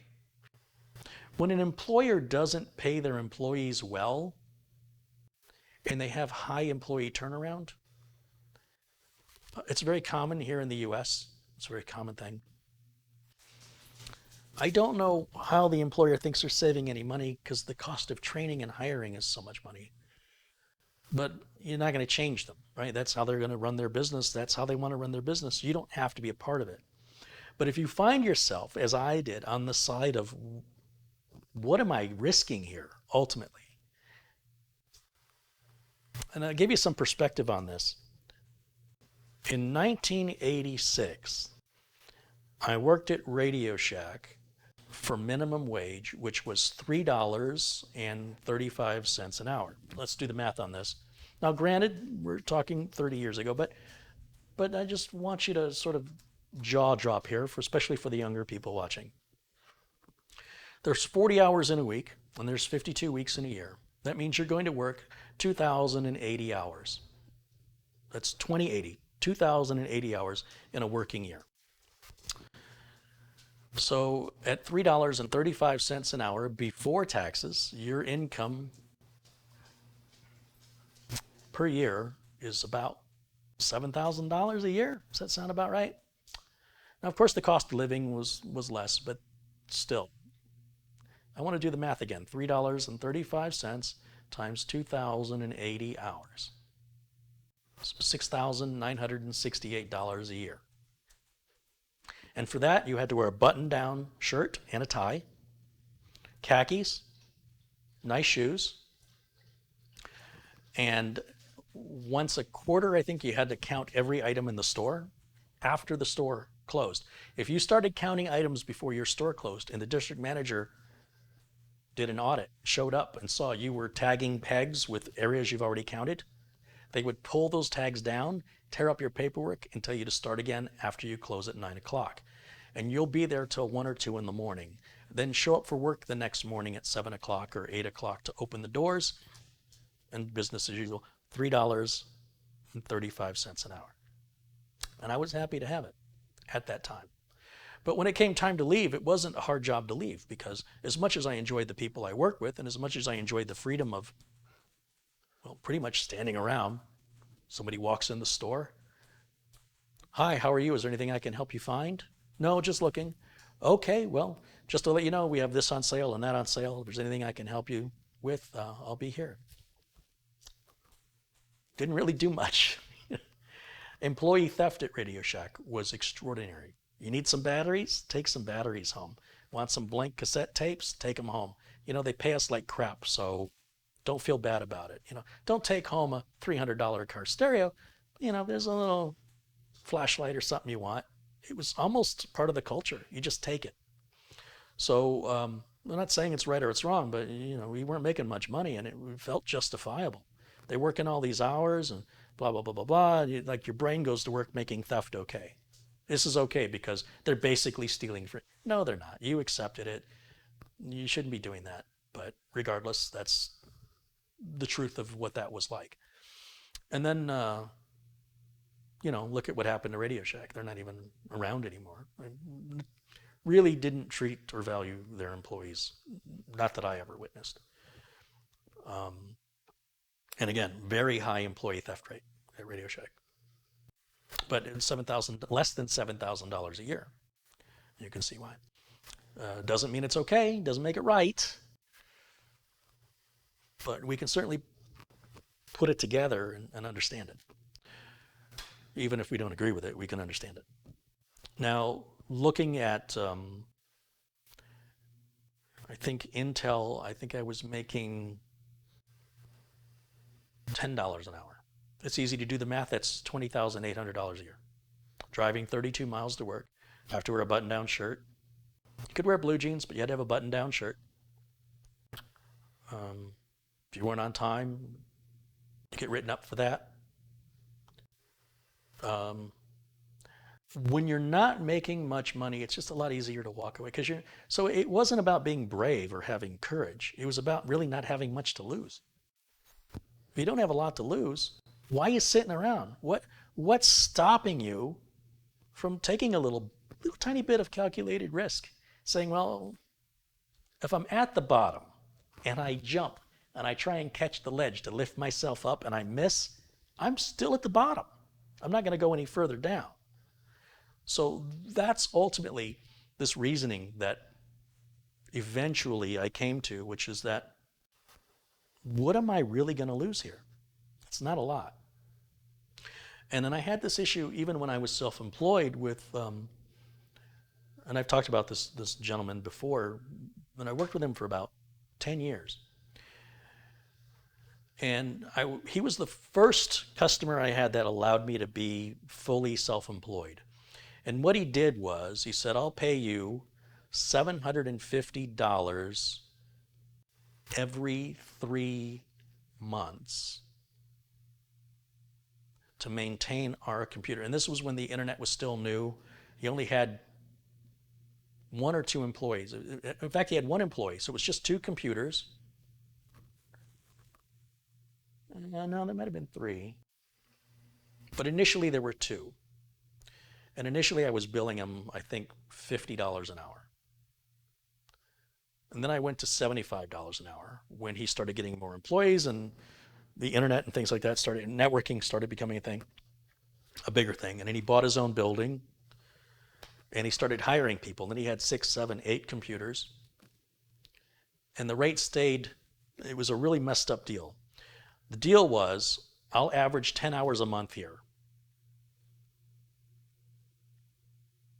At $75 an hour, it's $750 a month. That's what it was. $750 a month. But this guy, being the mindset that he was, he said, I'll pay you that under one condition, and that is, I'm going to give you a company credit card. And you can charge up to $750 a month for items you need that are items I can deduct off of the company's expenses. In other words, you can't go and buy certain things, but most of everything you can buy can be a deduction for the company. So we'll get a credit card with your name on it. You could spend up to $750 a month on it for items that can be deductible. Then you don't have to pay taxes on it. I take it as a deduction. And it stayed that way for 10 years. No raise increase, and there was limited on how I could spend the money. So when I wanted to raise the guy's price because he was getting really, really demanding, the amount of hours I was putting in was getting more than 10 a month. His business had grown quite a bit. He was insisting that I put pirated software on his computers. He didn't want to pay for the software. And I reached a point, because the software would break, the activation would break. Unlike Windows XP, it would say, you may be a victim of software counterfeiting. I need you to come over and fix this. Fix it, and then another Windows update would break it again. Like, you just need to buy legitimate software because this is costing me money now. And then he's got smartphones, and then his kids' headphones. He wants me to fix everybody's thing. And I said, I'm going to charge you more, right? This isn't working. I said, 125 an hour is the rate. That's what everybody else pays. And he hit the roof. Man, he'd have thought I held a gun to the guy's head. You'd have said, I said, you would have thought that I told him, you're going to pay me this or else. That's not how it went. I just said, look, I've never increased your rate in 10 years. You've been paying me with a credit card. This has to stop. We need to put legitimate software. You're making millions of dollars, literally millions of dollars a year. Don't you want to see me grow just like you did? Don't you want to see me succeed just like you? Well, apparently not. He didn't. He wanted me to keep working for him for cheap so that he can pocket the difference and add to his millions. The more I continued to accept that low salary, the more money he was making. And it got really nasty. He started calling up my other customers and recommending that they drop me. He went out of his way to reach out to several of my big clients and say, you know, you really should drop Carey. Now, luckily, he wasn't as influential as he thought he was, because I had just bought this house. I could have lost everything if what he did actually worked, because he went after my biggest clients. Well, he wasn't liked by these people. These people only knew him because they worked with him, and they made a lot of money from him. He brought them a lot of work. So they tolerated him for that one single reason. Of course, you can't tell him that. And that was devastating, because I thought he was my friend. Like, I thought we were helping each other out. Come to find out that he just wanted to keep me under his foot. The longer I stayed there, the longer he got away with paying less. Because the minute he went to another company to replace me, you know he was paying a lot more money. You know that. And you know they're going to nickel and dime him for every single little request he has. Every phone call, every request is all billable. That's the normal process. He wasn't used to that, even though he did that to his customers in his line of work. He billed for every 15 minutes he billed in quarterly statements to his quarterly billing increment. Quarterly hour billing. So if a customer called him on the phone, 15 minutes minimum charge. So, you know, I thought this guy was a friend. I thought he was helping me out. After all, it was because of him that that was the final customer I needed to finally quit my full-time job and pursue being self-employed on my own. And he knew that. So he felt I owed him forever. And the people that he called and suggested they drop me were people that he referred me to. So therefore he felt, because he referred me to them, he has the right now to defer me. So he and I had a very serious discussion where I returned his keys, I returned his backup drives, I returned anything that I had of his. And I said, what is your deal? Like, why would you take time out of your $425 an hour schedule to hurt some little guy like me just trying to make ends meet? Why would you try and squash me? He goes, I referred those people to you, so I have a right to defer them. I go, they weren't writing me a check because you said write Carey a check. I still have to do the work, and I've got to make sure that the work I'm doing makes them happy. You're not doing the work. I go, what do you want? Do you want a commission? Do I just owe you forever? Is that how this works? You did this one thing for me, and now, I just had it out. Like, I couldn't take it anymore. And I just told him right to his face. I go, what do you want? Do you want a check? Do I need to pay you a percentage of my income from those referrals so that you'll stop this? When does it end? I said, you know, I'm trying to grow my business and you're trying to squash it so that I'll come back crawling on my hands and knees begging you for my job back. And I said, I'd rather live in a cardboard box in the street than ever work for you again. I can't believe that you would do this to me. I can't believe it. For all the 10 years. And never a rate increase. And this is how you react to it. You don't even negotiate with me. You don't even try and, meet somewhere in the middle. You just outright attack me and try and make me homeless. Yeah. So that's a tough lesson. That was a real tough lesson. And the reason I share these stories again with you, I want to reiterate, is these are real experiences. You're not going to learn this in a book, and they'll tell you about contracts, they'll tell you how important they are, but until you've lived it and you've almost lost everything because you've put too many eggs in one basket, you can set yourself up for an extreme failure that's unrecoverable. And I was this close. Like I said, if that guy was as influential as he thought he was, I don't know where I'd be. So I always am very cautious. So I had one customer who wanted more hours from me, and I think I was giving them 10 hours a week. I said, I can't give you more than 10 hours a week. They said, well, we need more than 10. I go, well, you need to hire somebody, at least part-time. I said, I can't. Well, why not? I said, because I have other clients. Yeah, but we give you regular work. I go, yeah, but here's the problem. If I lose you, if you decide you don't want to work with me anymore, and I'm relying so much on that income because it's making up a giant percentage of my income, I may not be able to recover from that. Furthermore, and I didn't say this, but I was thinking it, you can start dictating to me how much you're going to pay me, because once you realize that I basically am working for you, I'm not self-employed anymore, and you can call the shots. We're right back to, that whole Intel situation. Take it or leave it. We have the power, we have the money, you need the money. So, well, that's not being self-employed. That's going back to working for somebody else. I said, so I'm sorry I cannot continue in the way that you want me to. I'm flattered that you would like more hours, but I have other clients, and it's important that I keep other clients. I don't want all this reliance on, again, the whole benefit of being self-employed is that if a client fires you or for whatever reason isn't your client anymore, you haven't lost all of your income, or 80% of your income as this guy wanted.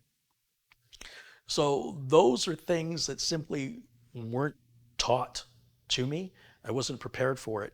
And I share these stories in the hopes that if you decide to go that path, or if you're already on that path, that you're aware this has happened. These aren't made up stories. These are real things that have happened. And that you can put little barriers up, if you will, that won't allow for that opportunity to ever occur.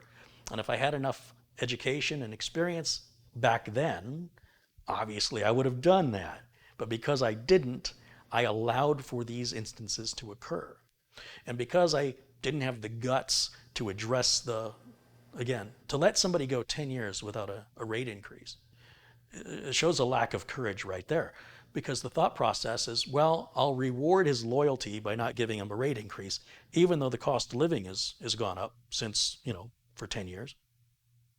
I remember I pulled up in my Chevy Blazer, and I was proud of it. I go, look at the car I bought. He goes, oh, is this the car I paid for? It's as if I wasn't doing any work and he was just doing me a favor, writing me a check. And he wasn't even writing me a check. I couldn't pay for that car with a company credit card. The way he was paying me, there were certain things I couldn't buy. I can't pay my rent. I can't make my house payment. I can't make my car insurance payment. I can't do any of that the way he was paying me. But his attitude was, is this the car I paid for? That's exactly what he said. Not, hey, good looking car, nicely done. I hope it helps you understand why I emphasize so importantly to support one another, to be kind to one another, because we're all in this together. And if your success means you've got to step on somebody else's back and push them down for you to go up, find another way, because it doesn't end well for either one of you, generally, in my experience. There's got to be a way we can all rise up together. There's got to be a way we can figure this out. And if we can't rise up together, if one of us is rising up, then let's cheer him on or her on. I keep saying he, which is a bad habit. I just mean a person, right? It doesn't matter, again, age, gender, none of that matters. Being kind to one another is what matters, no matter what.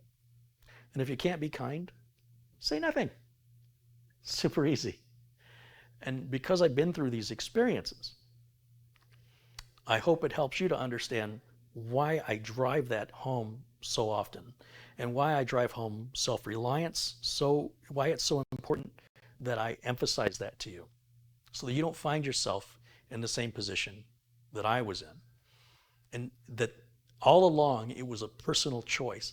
I wasn't a victim of circumstance. I allowed it. And I allowed it because I told myself, well, that's $750 on a credit card.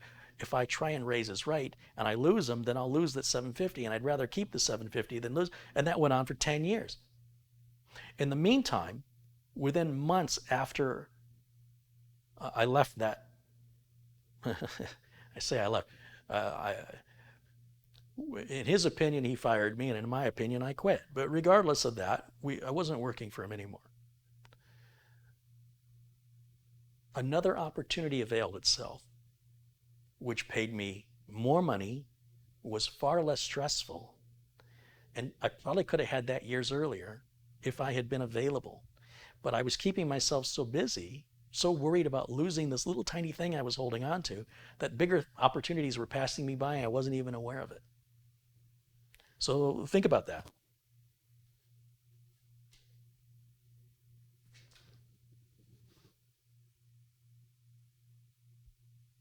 Kevin Arsenault contributed 20 Canadian dollars. He says, thank you. Jim Innes, I haven't seen Jim in a while. Good to see Jim. Contributed 10 bucks. He says, this is great encouragement and information, Carey. Always. Thanks, Jim. Again, times have changed, but people's behavior, people are people. There are some people that are excellent and thoughtful and kind to their employees. And when you find those people, those are the jobs you hold on to. When you just have an average job that's paying you an average salary, I don't know why you'd want to hold on to that. You know, if you don't like it, if you got something that you feel isn't fair, what are you losing? You know, quit. Or at least do something else on part-time on the side after work. Suck it up a little bit, put the extra hours in so that you can then quit that other job and go where you're better appreciated or better paid or whatever's important to you to be happy. You know, whether it's being self-employed or maybe there's a part of the job you don't like to do, and this other work doesn't have you doing that part you don't like, but the pay is the same. I'd say that's an upgrade, right? Go for it. There is going to be a level of reward that is equivalent to the level of risk. But you've got to be willing to accept if the risk fails. If I put $2 million on a roulette table and spin it, and my choice is red or black, there's a lot of risk, there's a lot of reward. But if you can't afford to lose that $2 million, don't do it. So you've got to take what we call calculated risk. You say, okay, if this doesn't work, is this going to destroy me? Can I get back on my feet reasonably soon and keep moving forward, or is this going to knock me out? If it's going to knock you out, I don't know that I would take that risk. But if you sit and don't take any risk, which is what I see a lot of the younger generation, they want guarantees. How do I do this without failing? You must fail. You have to. It's the only way we grow. And fearing failure or not doing something because you might fail is not doing anything. You understand? I would rather see a video showing how to build a computer poorly than read the criticism of somebody complaining about all the problems with the video who themselves has never made a video. I'll say, well, hey, at least that person did something. At least that person put themselves out there. So you can criticize all you want. You could say what a terrible job, how inaccurate, how dangerous this information is. But who are you and what have you done? Show me your video. Then let me hear you complain. So when the complaint comes from, or the criticism comes from somebody who is in the same boat, okay, it's different. Somebody's on the shore telling you how to row, shut up and get in the boat. You know what I mean? Like, shut up or get in the boat. One or the other. You want to get in the boat and row with me, and you want to criticize my rowing when you're right beside me? I'll listen. When you're standing there telling me how to do it, I don't think you understand. So this is an aspect of IT. And I've met people, brilliant people, that have left IT because they felt it was thankless and they were underpaid, and they saw it as being a dead end to their goals, whether those goals were financial or personal, whatever it was. But I know one guy, really smart guy, out of Florida, who he developed this app that like automated a bunch of fixes in Windows XP. It was genius. He left IT to go into finance. Like, you couldn't go further away from IT. A complete career shift. And it came from out of nowhere. Like I didn't know when this guy was complaining just how bad it really was in his head that he was completely stepping away from any aspect of IT. And the last I talked to him, he wished he'd have done it sooner. But IT is also very rewarding, and there are good employers, and there are people who will appreciate your work. But you have to put yourself out there. If you wait for them to come to you, more than likely, you're just going to wait. And if you don't stick your foot out, and if you don't knock on some doors, and you don't accept some failure, and you don't accept some no's, well, I suppose you're not failing, but you're also not succeeding. You're just staying flat. But in the meantime, the world moves on. Rent goes up, food prices go up, fuel prices go up. And while you're staying flat, you'll, comparatively speaking, go lower and lower, even though you're not actually going lower. Everybody else is, the world is rising above, and you have to, ideally, at a minimum, keep up. At a minimum. And of course, the dream is you can exceed that so that you're comfortable and you don't have anxiety about money, and that you can afford to turn away work easier. You'll have that freedom to say, no, I'm not doing that job, or I'm not working for you because I don't like how you treat me. I just don't want to get involved. Not that you necessarily have to vocalize it, but you'll have that financial stability that you can say, easier, I'm not going to do this. So it's not courage, it's survival.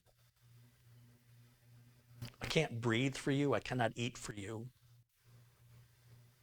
These are things you have to do on your own. This is another one of those things. Okay, should I feed the dogs? You guys hungry? All right, let's get some food. We'll feed them.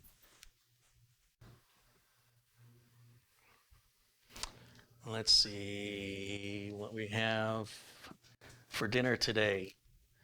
Is it going to be dog food? Oh, what do you say, Jimmy? You want some dog food too? Well, it just so happens we have dog food in stock. Would you like some? You want it from the top or the bottom? Is it okay if it touches?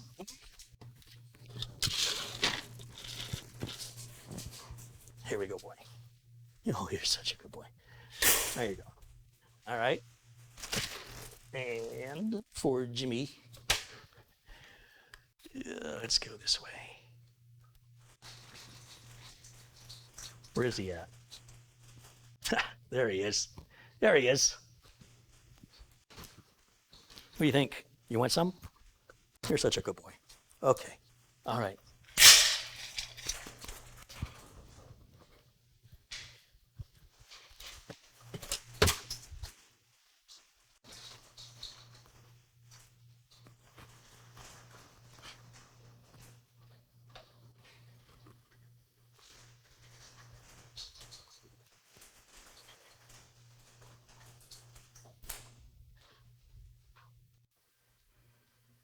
I'm going to look through the chat room to see if there's any comments or questions I might have missed on this topic while we're on it.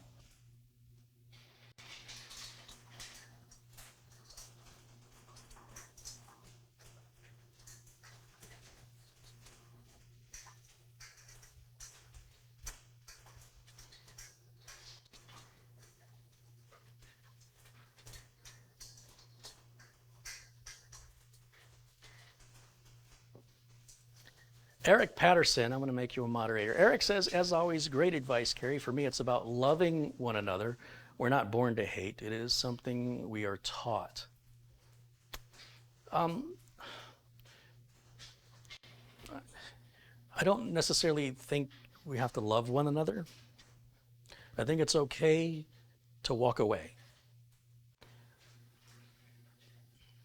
You don't have to instill social justice. It's not your job.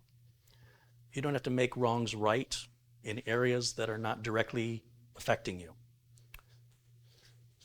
So people will speak on behalf of others as though the others asked them to, or as if the others are incapable, which I find profoundly offensive. And this whole sort of concept of we have to love each other, I have a problem with that. Some people are hard to love, but you should be able to tolerate. And if tolerate means walk away, if tolerate means let them tire themselves out and don't encourage them, just wait for them. It's like reeling in a big fish. Just let it tire itself out. It's so much more productive. You know, at the end of the day, there's more to be gained through tolerance than there is through trying to change somebody. I'm not trying to change anybody. It's not my goal. I'm trying to inspire people. Believe in yourself. Don't worry about what anybody else says. If you don't believe in you, why should anybody else? It starts with you. Whether or not other people love you, it's not a requirement. Love yourself. Learn to be comfortable in your own skin. Learn to accept who you are. If there's areas of yourself that you want to improve, then work on that. Do what you got to do so that you can be happy with who you are. When you become happy with who you are, others will be also happy with who you are. The best example I can give to you is if I go on stage and I'm uncomfortable, if I'm nervous, I'm nervous about speaking in front of a big group of people, I'm making that whole room feel that way. It's very strange how this works. If you go up there confident and you take control of that stage, the vast majority of that audience will be right there with you, feeling what you're feeling. And a small percentage will say, that's an arrogant, cocky person. You can't win. You know, you can't win everybody. But given a choice of those two, which would you rather have? And it's your choice. Ultimately, it's your choice to decide which one of those things you want. And you have to practice. Well, the first time I went on stage to talk to a group of people, it wasn't a big stage and it wasn't a big group of people, and I was quite nervous. And then the audience got bigger, the stages got bigger, and I just thought to myself, if I was in the audience right now, would I get up and leave? And if you feel that, if you're on stage, you can feel when you're losing the audience. I don't know how to, but you can feel it. And that's your opportunity to shift, move into another gear, and try and find the same groove that wins the audience back. And it's a great feeling. Everybody should feel the applause of an audience. It's a wonderful feeling. Feeling the hatred, on the other hand, that's a horrible, horrible feeling. I was at the Consumer Electronics Show for Newegg a few years ago, and companies had 60 seconds to get up on, because a lot of companies that promote a lot of products, and they said, okay, you guys have 60 seconds each. Or maybe it was 3, whatever it was a short period of time. Okay? You go up to the podium, there's all these news cameras, media all around. Show us your product, give us the speech, give us the spiel, get off, move over and let the next guy come on. And so these PR people would come up there and say, this is the new so-and-so, and this is what it does, and here's what it can do, and here's when it's going to be available, and here's when it's going to cost. Thank you very much. Clap, clap, clap. Next person comes on. Well, this poor young kid comes up on the stage, and he's got I think they called it a Pico projector. It's a pocket-sized projector. It was pretty cool a few years ago. You didn't see them very often. It was kind of a new thing. And he got up there and he saw the cameras and he saw all the news media and he froze. And he started to speak and he said, well, so the clock he sees the clock, sees the cameras, and he's just in his own head. He can't get out. And we're all, like, come on, man, come on. Just say it. Just say it. And he just said, I'm sorry. And then he walked off.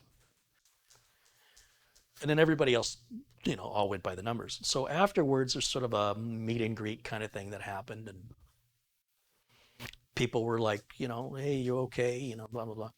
I walked up to the guy and I said, look, man, you didn't have to say anything.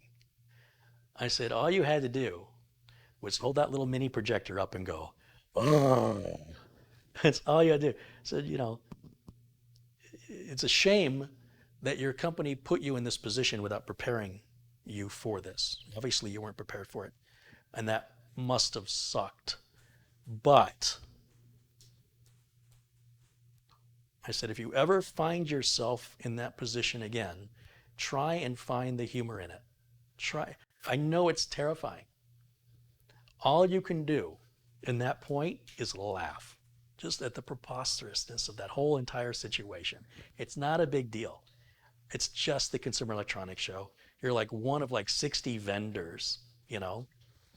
And I said, don't be afraid to go up there and do it again. Don't let this be a scar that you're like, oh, never going to do that again. Like, learn from this, and next time, just if you can't do anything else, just show your product and smile. That's all you have to do. He was expecting too much from himself. He obviously had never been in that position before. His company obviously didn't give him any training or preparation for what he was about to encounter. And when he got up there and he saw everybody do it before him, it wasn't like he was first. He knew what to say. He had a lot of time to think about what to say, and he got in his head too much. And all I can advise is if you're ever in your head too much, just have a moment of self-awareness to realize we're all here temporarily. Make the best that you can, even out of the most horrific situations, as appropriate. Obviously, there's things that aren't appropriate. And laugh at yourself. It's okay. It's all right. But it was a horrifying thing to watch. It was horrifying to watch what was ultimately psychological torment with this poor kid. What do? You just watch him dangle and you root for him. Come on, get it out. Get it out. Your time's running out. You've got to get this out. Say something. And then he just said, I can't do this. And you're just like, oh. On the other hand, I don't remember anybody else that was there. I cannot tell you another product or vendor that was there.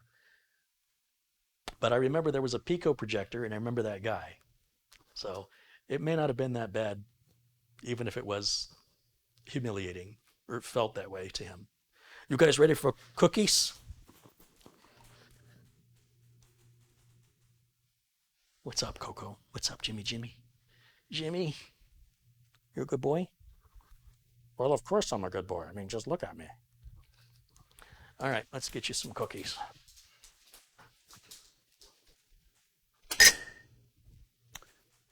Let's come over here. Let's come over here where you can mug the camera. What about your brother? Who cares about him? Me first. What about you? It's all about you, isn't it? Well, he gets all the attention. I want some. Okay. Come here. Sit.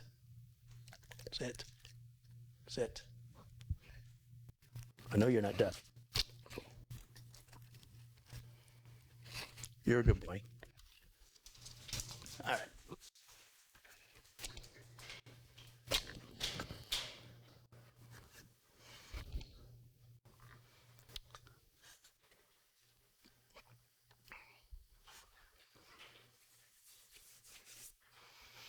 Gary says, do a stockholders meeting if you want to sweat. Yeah, I imagine that. I've never done that. I don't want to.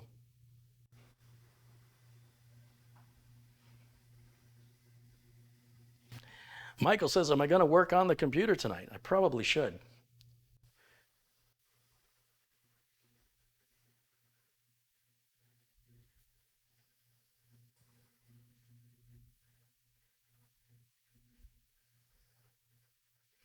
Ted Rowland says, my next 2 certifications and classes will be for penetration testing and ethical hacking. Nice.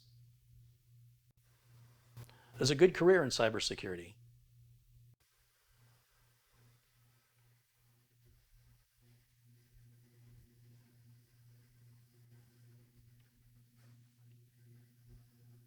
Did you eat that hot sauce listed on your shirt? The companies on my shirt are not real. They're made up companies. But this shirt is chili dyed. They actually dye the shirt. This company is based in Hawaii, and they have shirts that are like coffee dyed and lava, volcano ash dyed. So that's why this color is. They use real chili peppers and they dye the shirts with it.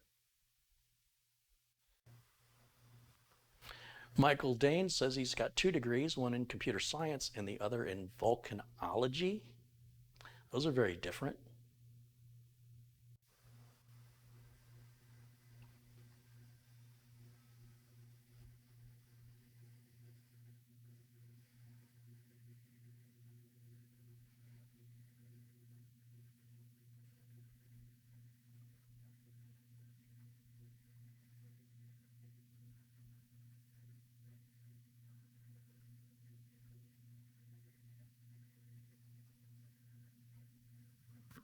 Gary Weisenberger says, I have 4 degrees. My wife has 3. My son has 4. My daughter only has 2. My granddaughter is 20 and has 1, is going to med school in the fall. Do you have any idea how much all that costs? Do I matter? I don't know what that's in reference to, but it's a very impressive thing to see. An entire family that shares the importance of education.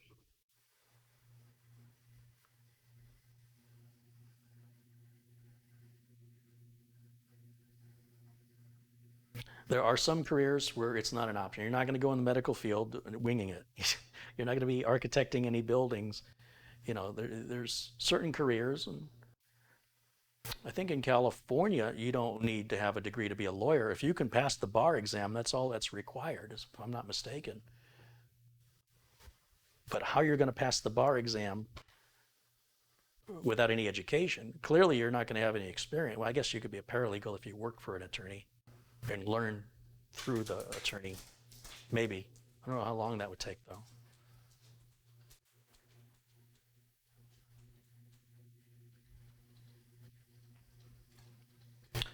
Martin says he doesn't think that my example of don't tell me how to row, if you're standing on the shore and you're not rowing. He says, I don't buy this point. He says, that would mean you'd have to play piano like Glenn Gould in order to have a right to have an opinion about another piano player. And it would make almost all sportscasters unemployed. So justifying, and this is how I see that opinion, because I'll hear that from people. And again, you have to weigh how important is the. I'm not saying you can't have an opinion. I didn't say that. You're welcome to your opinion. But for you to think that your opinion matters to the person that's actually doing something that is in any way beneficial or helpful, if it's critical, you may not understand the complexities involved in what your expectations are. And therefore, it makes your opinion unrealistic because you don't have the experience. You don't really fully comprehend or understand that your expectations are unreasonable and that your opinion is of no benefit if it's being critical to the person who's actually exercising an effort. So I would suggest that you would be better off saying, hey, that's pretty good. Could it be better if you did it this way? In other words, ask a question because you honestly don't know. In other words, there are sportscasters, many of which are former sports players. And the reason they're sportscasters is because they can bring a perspective to the sportscasting that comes from being on the field and understanding the pressures that nobody knows except the team. You just can't understand unless you've been in that situation. And so what we have sportscasters, which are generally enthusiasts of the sport, it's important that we also have sportscasters that come from the sport. And you will often hear, if you listen to the sportscasters, you'll hear the player, the former player, correct the sportscaster. I've heard this numerous times in football. And oftentimes, the sportscaster will respond in a very positive way. He won't challenge the player. He won't say, well, no, you're wrong. Generally, he says, oh, okay, well, that's something to keep in mind. You know, it's always kept positive. It's on TV. It has to be, or they lose their jobs. And I'm suggesting we should behave that way in regular life, not because we have to, but because that's how we should. And if somebody's an accomplished piano player and you don't really understand piano, but you just don't like what you're hearing, you're welcome to not like it. Nobody says you have to. But to criticize the piano player simply because your ignorance doesn't understand the complexities of what's being accomplished doesn't devalue what's actually being accomplished. And so those opinions that are coming from people who've never done anything, criticizing somebody who's actually doing something, are profoundly offensive. This idea that your opinion should matter, no matter what, when it wasn't asked, specifically if nobody asked you, you stepped in as somebody who's not done this task that you're criticizing somebody else for doing, or you have no document of it, like a video or book, but you're going to tell me how it's done? It's so, I don't know if you can understand how offensive that is. It's almost like you're downplaying the value and experience of the person doing the work as being equal to yours in that same subject matter. Would you go and question a doctor's diagnosis? Would you challenge the doctor because even though you have no medical degree, is it a smart thing to do to go and ask a doctor, right? Nobody forced you to see that. You voluntarily go to the doctor, you say, I'd like your opinion. The doctor gives you his or her opinion, and then you start correcting the doctor? What do you think that's going to accomplish? Do you think you're going to educate that doctor? I mean, what's going on in your head? If you and that doctor don't see eye to eye, you're going to need to find another doctor, which you're going to do anyway. Having any discussion or challenging the doctor when you yourself have no medical degree is profoundly ignorant. And to suggest that, and we're talking about medical, I'm not talking about the way the doctor's talking to you or treating you, or the way the doctor's running his business. I'm talking about the medical diagnosis. If you're coming in, never been diagnosed before, you're absolutely certain you know what you have, doctor says that's not what you have, are you going to argue with that doctor? That doctor who's gone to medical school, who's seen thousands of patients, and maybe you're right and the doctor's wrong. Maybe. But the difference between you and that doctor is that doctor's getting paid to do that job and has been getting paid to do that job and is held accountable and responsible for the diagnosis that doctor gives. To some level and extent, the doctor's got insurance and the doctor has to deal with the consequences if the doctor's wrong, and doctors are not perfect, they make mistakes. So I think there's an error in judgment to go and seek out an expert and then try to correct that expert, whether they're playing piano or showing how to fix a computer. Unless you're right there in the trenches with them, don't tell me how to defend myself against the enemy when there's no bullets being fired at you. It's very easy to sit back on your couch, just dodge those bullets. Or, these are live rounds. When you have live rounds coming at you and you've never been in that situation before, who are you to tell somebody how to defend themselves in a moment, how to react in a moment, what is appropriate for their training and their experience? How can you think in your mind that you can supersede that without any knowledge or experience, and that you should be taken seriously or even heard? That's a level of entitlement that I can't wrap my mind around it. If somebody offers you something for free, if that piano player is playing for free and you choose to listen to it and you don't like it, walk away. And if you're a nice person, you'll say thank you. If somebody serves you a dish and you don't like it, you can say, oh, it's not my cup of tea, but thank you. You can still say thank you. You could still have appreciation for the efforts. And unless you want to lead by example, anything you have to say on the subject is nonsense. It's static. It's noise because you don't have the full grasp of what you're talking about. It's insanity to even put yourself in that place to think that you're going to walk in to an open heart surgery and correct the surgeon in the middle of an operation when you yourself have no medical experience whatsoever. What are people thinking? Who are you? What gives you that authority? Why in the world would you deserve to be heard seriously when you can't be bothered to actually do the work?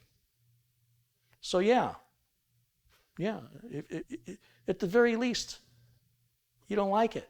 It's fine. You don't agree with it. Fine. Unless you're going to show me how to do it, I really don't care. In other words, talk is cheap. Everybody can talk. There's no special skill there. What separates you from a 5-year-old? You should listen to the 5-year-old too. Why not? You both have the same level of experience in actually doing it. So where's the value? Where's the value of how are you helping somebody? How do you see that as being anything but derogatory and insulting? It's profound. This is clearly from somebody who just doesn't understand. That's the problem. Because the level of understanding is so far off. Again, getting back to sportscasters, there's lines sportscasters won't cross. There's lines that the sportscaster is not going to tell a player how to play. There's former coaches that are sportscasters, and they'll talk to you about the decisions the coach made. But if the sportscaster talks about the decisions the coach made, that sportscaster might get an earful from the ex-coach. Again, if you really listen to these sportscasters, the ones who have played will often correct or add an addendum, if you will, onto what the sportscaster is saying, or shed it from a slightly different perspective that would only be known by somebody who's been there and done that.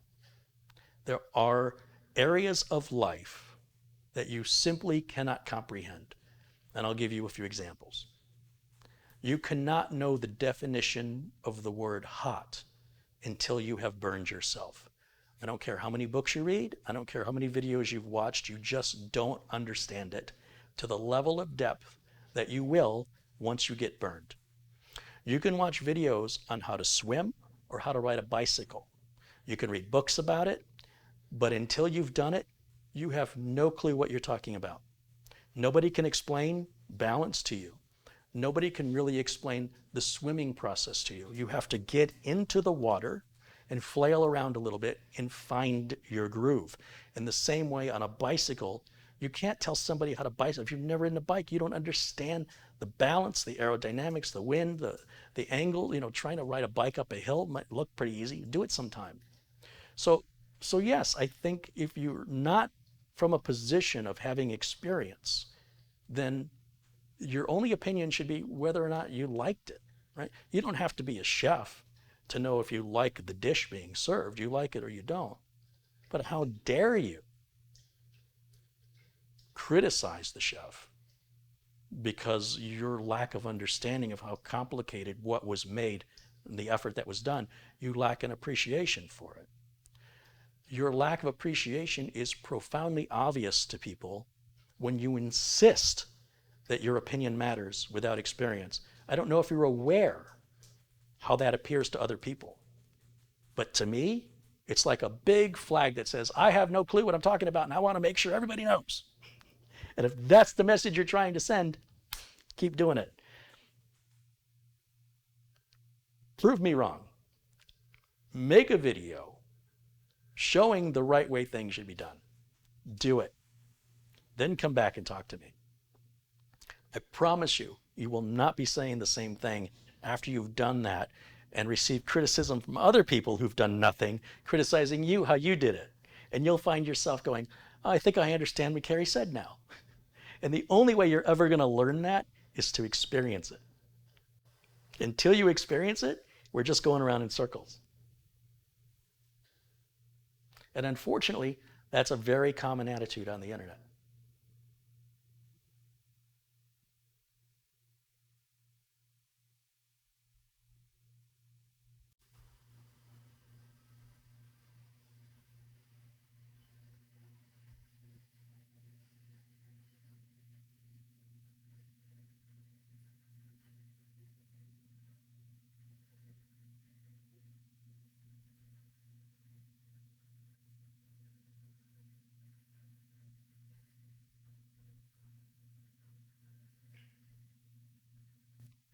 Telling the audience what athletes should have done is 90% of what they do. I disagree. I watch football. I'll tell you what I hear. I hear, Fitzgerald's got the ball, Fitzgerald's running, Fitzgerald's been tackled.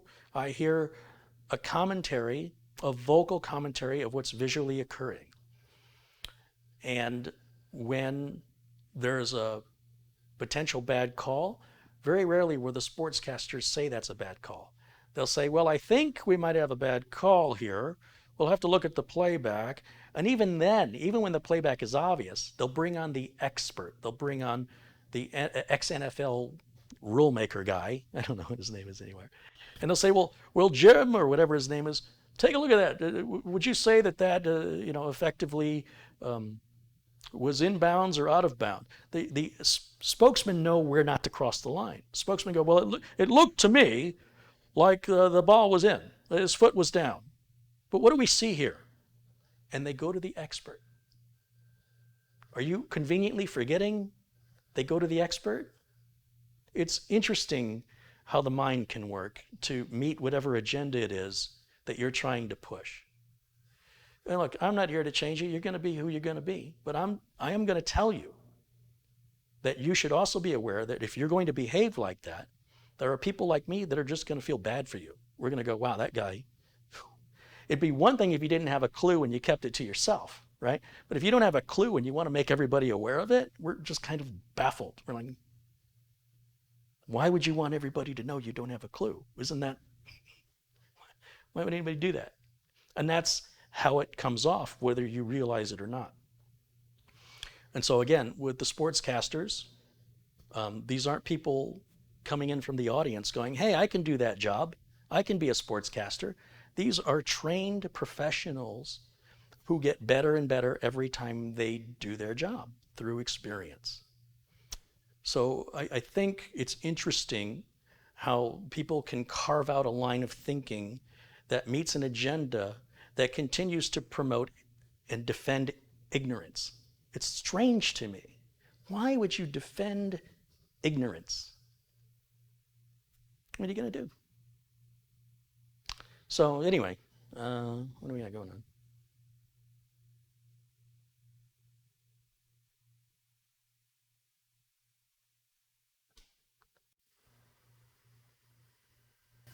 NFL referees, a lot of time, they get it wrong.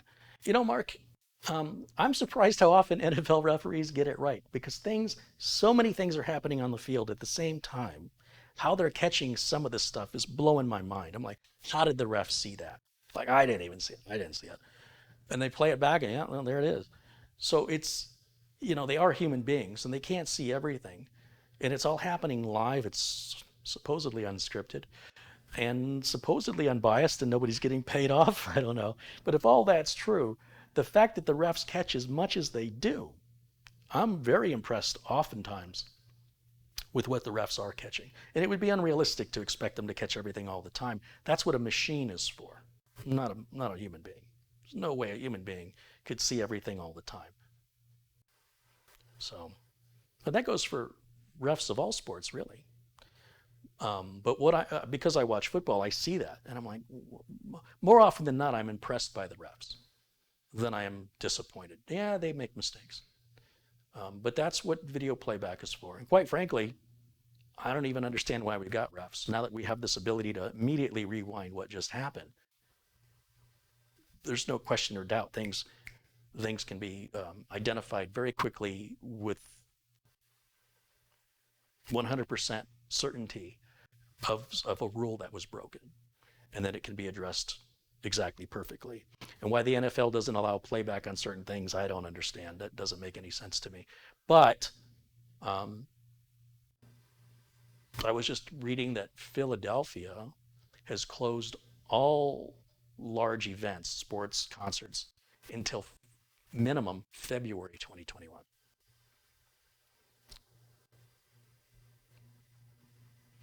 John says, you want to see the bad refs, go to a hockey game. Hockey's a little more freestyle. Jim Innes has contributed $10. He says, great encouragement and information, Carey, always. And then again, $10. He says, I love the dogs, Jimmy and Lyle. Never change, Carey. No, we should change. We should continue to grow and evolve, whatever that means. You know, this is the point I'm at in my life from the experience that I've had. In 20 years from now, I hope I will have changed. I don't want to stop growing and evolving. But thank you. I appreciate your kindness and your support, of course.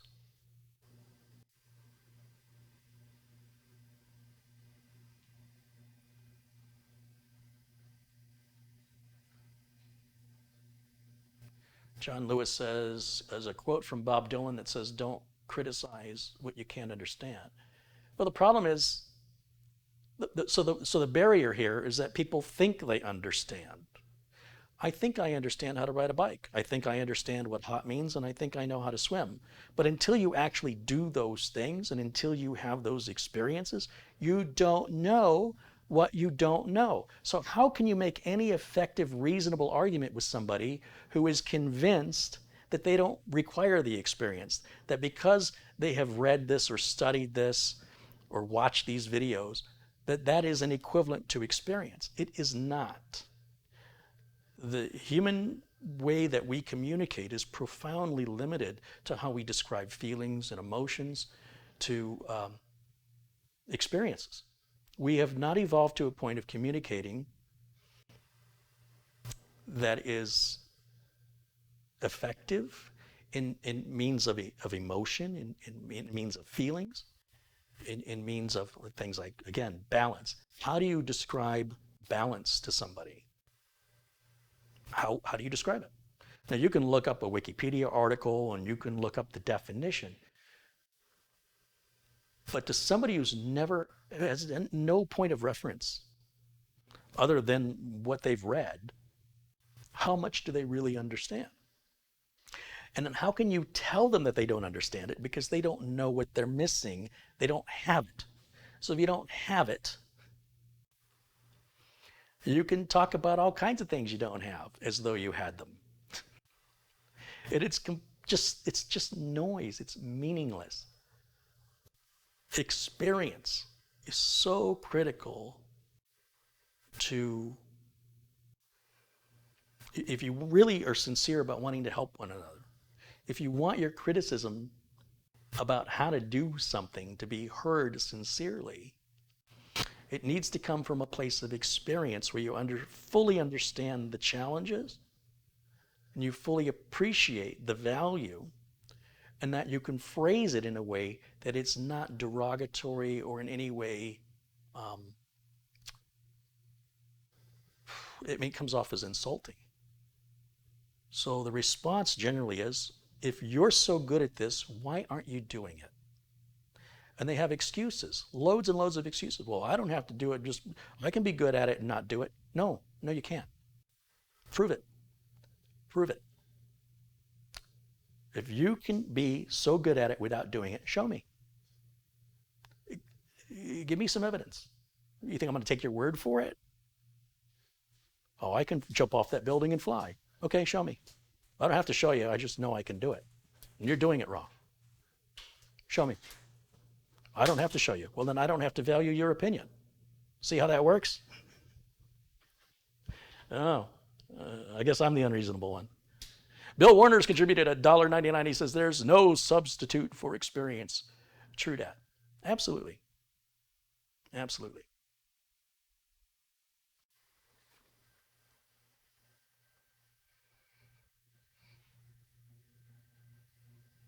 Bill Warner has contributed $1.99 previously. He says, it looks like you're lower on Coke. Have one on me.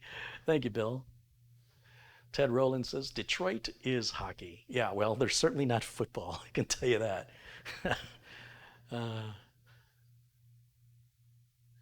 The Texas Computer Connection says, I've got a degree from the School of Hard Knocks while rolling 18 wheels. School of Hard Knocks is a great school. The tuition can be pretty high. It's a very good school with lessons that often stay with you. Gary says they don't use the replay the same in baseball. Yeah, I don't know. I don't watch baseball. Man, if you've got a stretch during part of the game, that's going on too long.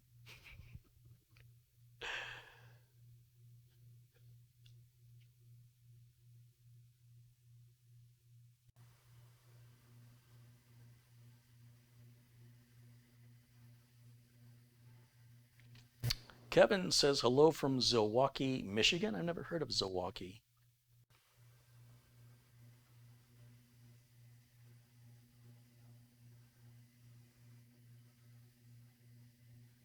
Always good to see fellow Michiganders here in the chat.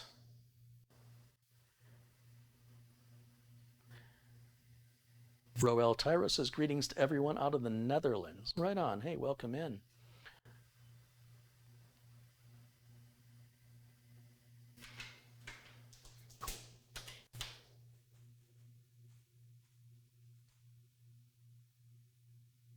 Poco says, I'm totally bored here in Manitoulin Island.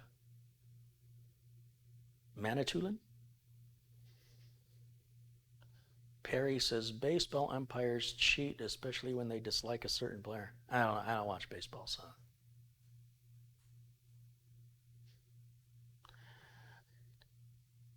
Terrell says, Zilwaukee is just north of Saginaw. Okay. I know Michigan has some funny, similar sounding city names that I never really noticed before. And,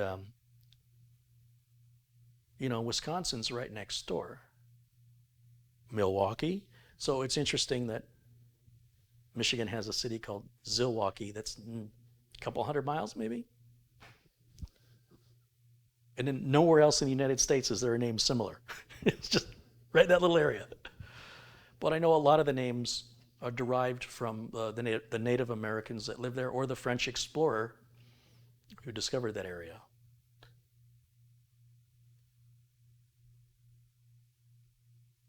Discovered, you know what I mean.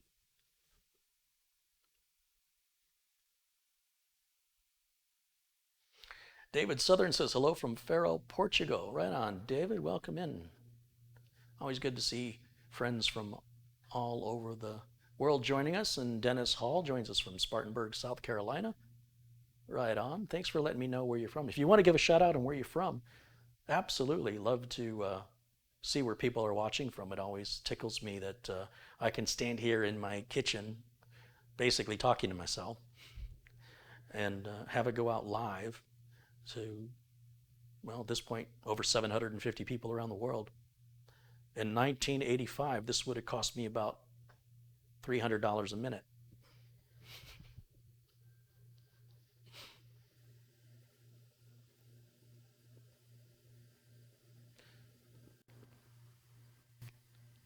Lami Cal says, hey, Carey, I hope everything is going good for you and your family in these troubled times. I'm pretty happy to be finally able to catch you live, and greetings from France.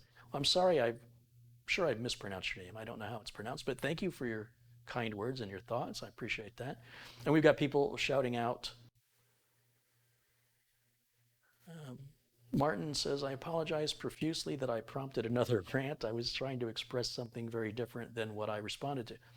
It's all good, Martin. I think most of the time, a lot of misunderstanding happens on the internet. That the person who wrote loses the intent because it wasn't expressed in a way that the person it was intended to, it needed to be rephrased in a way I could understand it. So I always consider any communication failure, if I'm trying to communicate something to somebody, my failure. That's a personal choice. I consider if I can't adjust the conversation to meet the person I'm speaking to's needs to understand, then I have to learn how to communicate better. And it's even more difficult for you guys typing, right? Because you can see my face, you can see me smile, you can see my demeanor. I can't see yours. And so you might write something and it can be interpreted different ways if you're not careful of how you've written it. And I don't know you, so I don't know what you meant necessarily, right? And it's a challenge. So communication's always been a big challenge. And the English language is very limiting. I know we think we're good community, you know, it's very limiting. I was trying to think of an example in high school a teacher gave about sometimes when you pause in the wrong place on the sentence, it completely changes the meaning of the sentence. There was a comedian on Britain's Got Talent, and he's got a wheelchair. And the first thing he says is, he says, "You know what I can't stand?" And he goes, "Oh, I didn't mean it like that." He says, "You know what? I can't stand." That's a prime example that you cannot convey without careful consideration when you're typing a message, right? Because the tone is missing, the pauses, the inclination is just not there. So what is already difficult becomes even more difficult when you remove a very important part of communication, which is looking at the person, you know, seeing their demeanor. If somebody says something you think is offensive, but they kind of smile and wink, you go, "Oh, okay, I see it was a joke." But you can't get the smile. Well, you can add the emoticon. It's about the closest you can get. But it's fine. I mean, the problem is, Martin, is that it's such a common thing I keep hearing over and over and over, year after year, day after day, month after month. It's, you know, enough. So I'm already predisposed to lean one way when I see comments like that because of the conditioning I've had from others who've said things similar before you, to a point of like, when is this ever going to stop? So I figure I got to say something. If I don't say anything, why would I expect this to change? Or at least make people aware that they may not be being heard in the way that they intended. So I think it's got to be addressed. And even though 750 people is, you know, nothing on the internet, it's 750 more, and I'm appreciative that we had the opportunity to discuss it, because I'm sure it's not going to change much, but it's very common. I'm sure you've seen it. I'm sure it's happened to you. And I'm sure that you've misinterpreted things that were written as well. It happens to all of us. Joel Ramos has contributed $10. He says, "Just supporting." Hey, thank you, Joel. Very kind.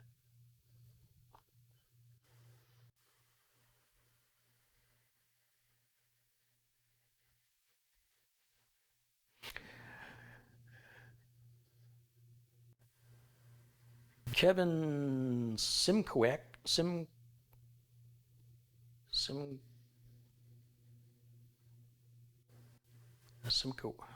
sure there's a real easy way to pronounce that, and I'm overthinking it. So Kevin says, "We have the Saginaw River, and they built a bridge on I-75 over the river big enough for ships to go under. We used to have a drawbridge." Pretty cool.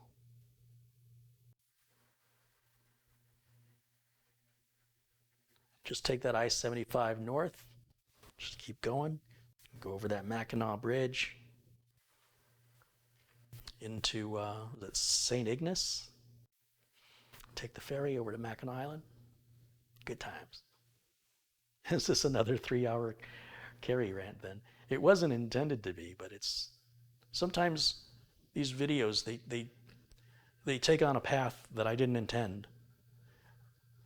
But if I'm in the moment and it's something I've been meaning to talk about anyway, I figure I'm going to seize the opportunity, get it off my chest, talk about it a little bit, try to express it in a way that maybe it's never been expressed before, try and get people to have a little more consideration or a different perspective they may not have considered, in the hopes that we can continue to encourage and support one another.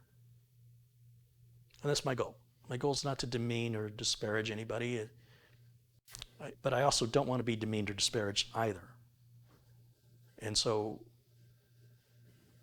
it has to start somewhere, you know. I'm not expecting it to just change on its own.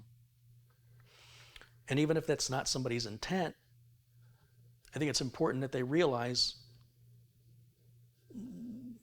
if you're being critical of somebody, especially, be very careful with your wording unless you're out to make an enemy. Because somebody, so the guy who did the Verge computer build, I can't remember what his name was. I'd love to have him on. I'd love to talk to him. He must, what do you think it felt like to be that guy and to be so attacked by, you know, specifically here on YouTube, to be so made fun of and attacked with no real opportunity to explain the situation, right? We don't know the circumstances that he was under. Believe me, there's probably stuff at play here you don't know about. And I'm not going to justify it. I'm not going to say that what this person did was helpful, but I will at least say he did something, right? He did a lot more than most people. He did it wrong, but if he'd have done that privately, you'd have never known, and he'd still be doing it wrong. So I bet you he knows the right way to do it now. But what a shame that I think a child molester wouldn't have been attacked as much as he was. Like, I cannot believe the outrage on the internet over something that was well intended. Now, I will say that the editor-in-chief of The Verge did not handle it well until Capital One pulled their sponsorship, and then he changed his tune real quick. But I think that guy deserves a voice so he can explain how that happened and why. In the meantime, at least he tried. You know, I think there needs to be some credit to go, hey man, you know, you tried. David Austin contributed $50. He says, thank you so much. Oh, David, thank you. It's very generous. So again, here I am. And consider who I am. Not that I'm a big deal or anything, but I'm talking about a system build that was done by The Verge that everybody's teased and made fun of and uses an example of the prime example of what not to do. And I'm telling you, as a system builder myself, that you should give that guy a hand for putting himself out there. He didn't have to. His heart was in the right place. There were areas in which he misspoke, like when he puts some cable ties down and he says, and you're going to need some tweezers for the cable, for the, I don't know what he calls them, but it sounds like he's calling the zip ties tweezers.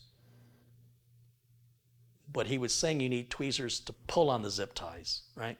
And I think he really meant pliers. Anyway, I think there were some mistakes in that there was no technical editor is the problem. And you expect better from a big corporation, that there should have been a technical editor. And then the editor of the publication backed up his journalist without doing any due diligence whatsoever to verify the complaints. He just said, it's fine. And then when the sponsor pulled their sponsorship, then he was like, oh, well, we're going to pull the video.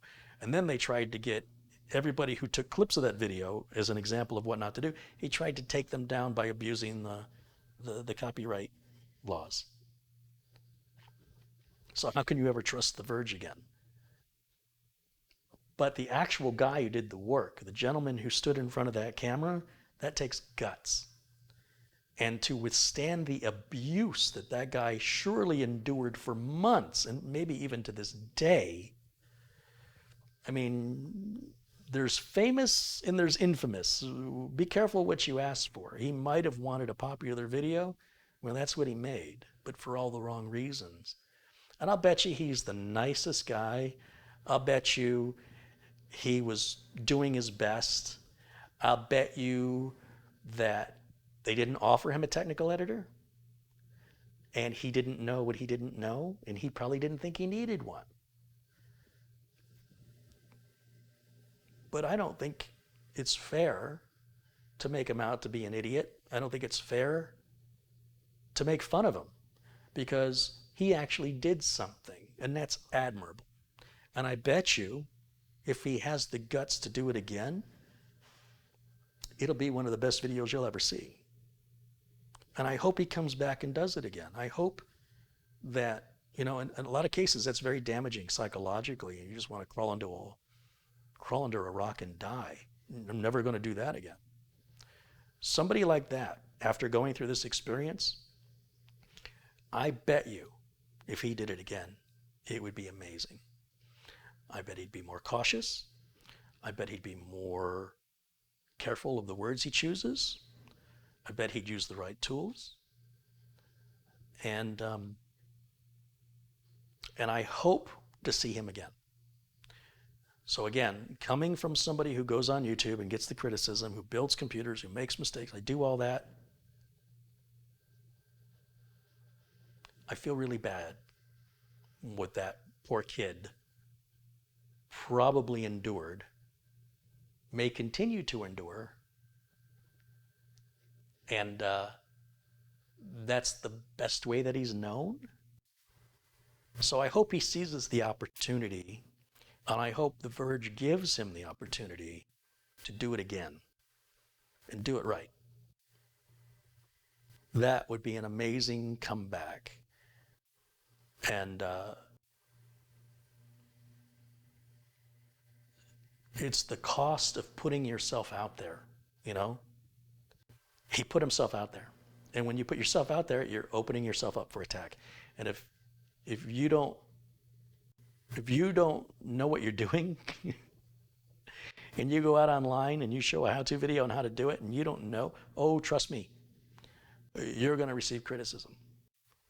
And if it's really bad, they're going to make you out like you've committed a crime worse than murder. Like the outrage from the YouTube community, from viewers and content creators alike.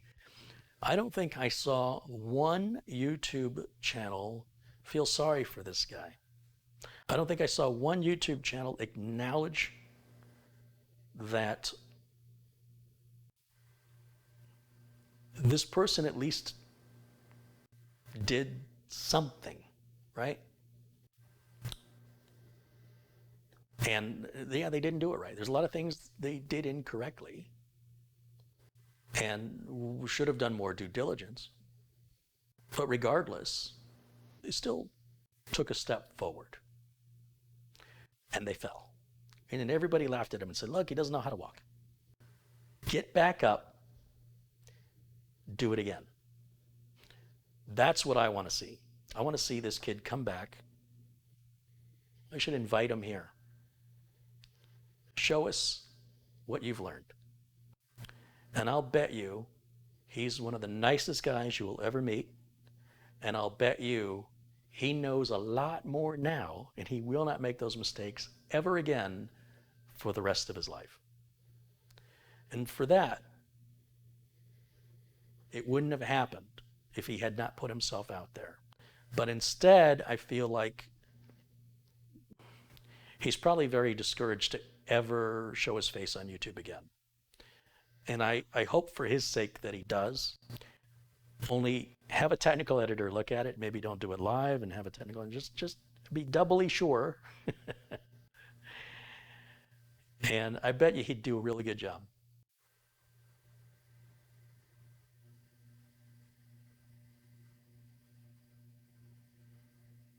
Michael Dane says, contributed $5. He says, Carey, you're in the wrong line of work. You should have been a motivational speaker.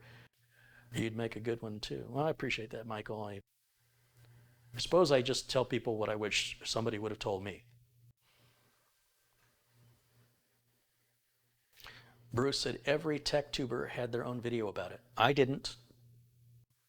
I never made a video about it.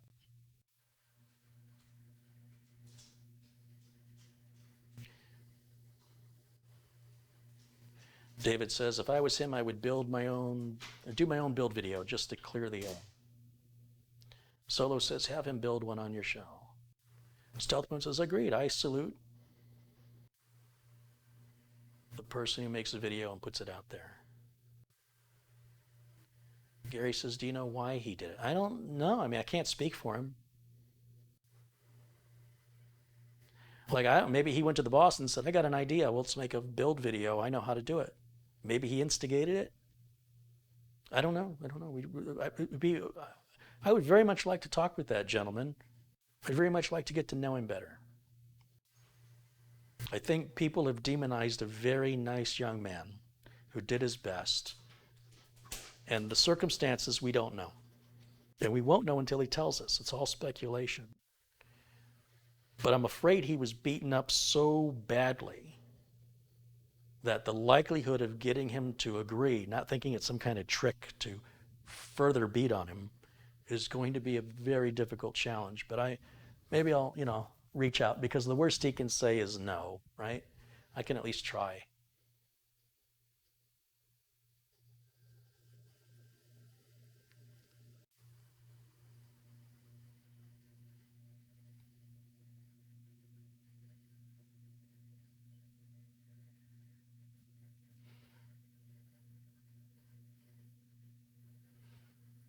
Cindy Brady 2 says, this kind of video is more important and interesting than computer ones.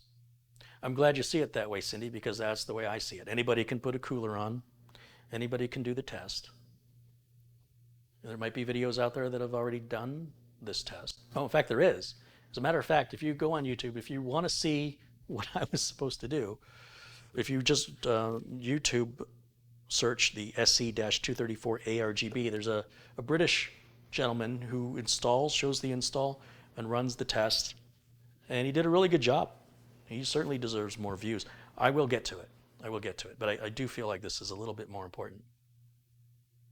I feel like what I'm doing right now is harder to find on YouTube than watching somebody put on a cooler. But I still do need to put the cooler on.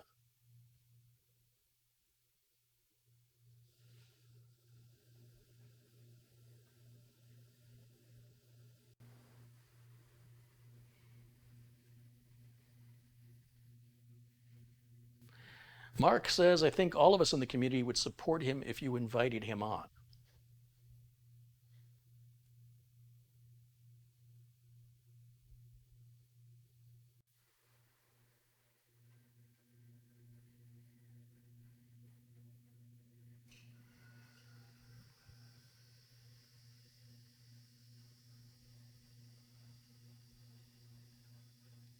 What was his name? Somebody's talking about his name?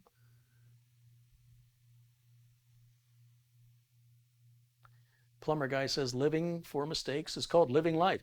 Or learning from mistakes is called living. Absolutely. None of us are perfect. Who would want to be? It'd be very boring. And people would hate you. His name is Stefan Ateen. See if anybody out there in the chat can find contact information for Stefan, please send it to me. I sincerely want to reach out and bring him on, and maybe we can get him out here, or I can come to him and we can do build video together.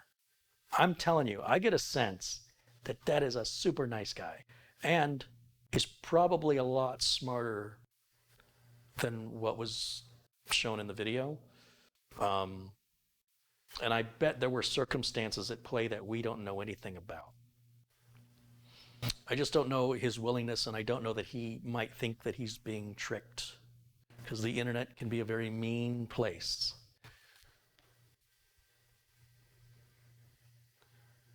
Bruce thinks he might be on Facebook or Instagram. Yeah, if you can find some contact info, please share it with me.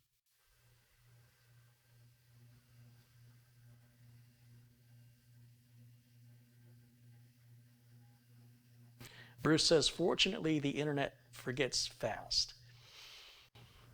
Well, wait a minute. Evidence Savant says, Stefan did respond to the Verge harassment. From what he said, I don't think he has learned a thing. But again, we're reading things, right? We don't have a video of him talking or being interviewed. So we're not getting facial expressions. We're not getting... There's an Instagram link. Okay, Michael Dane has sent a search from Bing.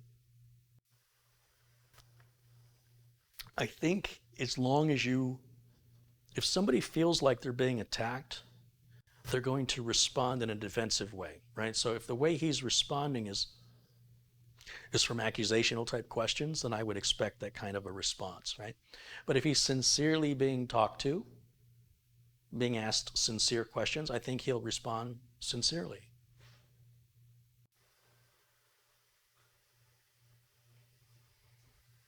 Maybe I'm wrong. I'd like to find out. I don't want to speculate.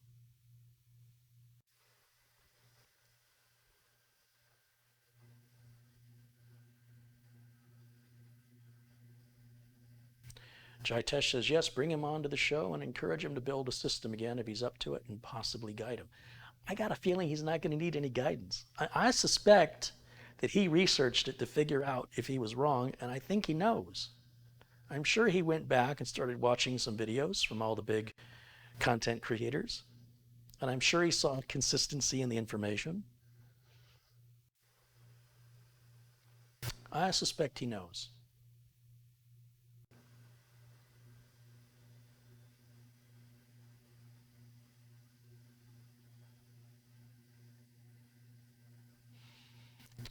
Rich Warner says, Stefan Etienne is a student, photographer, gamer, tech, journalist. He says he enjoys food, tech, and games a bit too much. He's a freelancer. Okay, freelance journalist.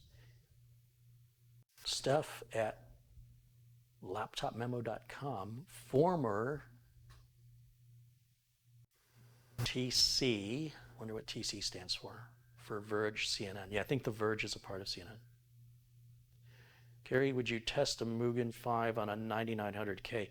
I just did a 9900K with a Mugen 5. Where is it? Is it this one, right? Oh no. So this is a 9900K in here. And the reason I don't want to put a Mugen 5 in here is I've been using so many of the Mugen 5s and I've been promoting them so heavily, and I'm not really getting any love back from Scythe. And well, I still encourage the use of the Mugen 5. They're not available on Amazon currently and haven't been for about 2 weeks now. And I'm looking for coolers that are available and that are good. So I'm leaning a little more right now with people that are working with me. And that would be the folks over at Be Quiet with their Pure Rock 2. I very much, well, I think that cooler could have a little improvement. It's far better, or would I say Dark Rock, Pure Rock, whichever. What's the name of the cooler? Is it Pure Rock or Dark Rock? I can't remember. It's the current cooler. I'm going to recommend two coolers right now if you want an alternative to the Mugen 5, but it's going to cost you a little bit more money, and the installation might be a little more involved. Mugen 5 makes the installation real easy, but I will say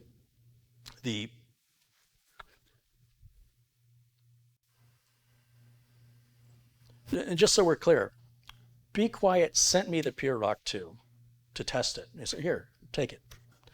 And I liked it so much, I ordered 2 or 3 more. And the folks at Be Quiet said, why are you ordering those? If you wanted 2 or 3 more, we'd send you 2 or 3 more. I said, because if I tell my audience I like a product and they find out I'm getting the product for free, how can you know what I'm telling you isn't biased? So if I like the product so much, I'm spending my own money on it and I'm going to put it in systems that are going to real customers I have to support, then my audience knows that I am absolutely sincere and that there's no question or doubt as to my motivation about why I'm recommending a part. Okay, but if you ever need any, you just, all you have to do is email us. We'll send you whatever you need. That's very much appreciated. I don't want to take advantage of you. And I appreciate that, you've reached out to me and told me that. This stuff that goes on behind the scenes. This cooler is rated at 150 watts TDP. And then, of course, everybody's got a love affair with Noctua. So the Noctua Chromax, the Chromax is kind of the budget line for Noctua. This is the NH-U12S. And although I've not actually put this on a system myself and tested it, I know from my own research and history with Noctua, I'm sure it's going to install within reason and cool very well. The TDP on this one is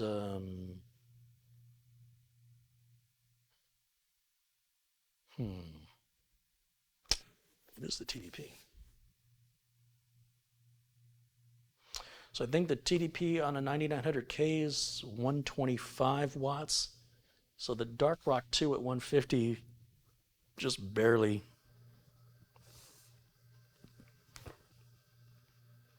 exceeds that. It should be fine. What is the TDP on this? I don't know.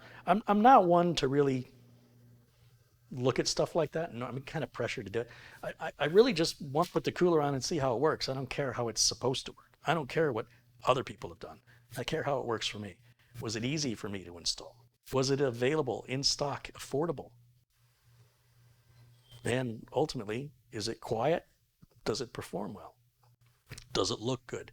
I was looking for just plain black coolers. I'm getting more and more requests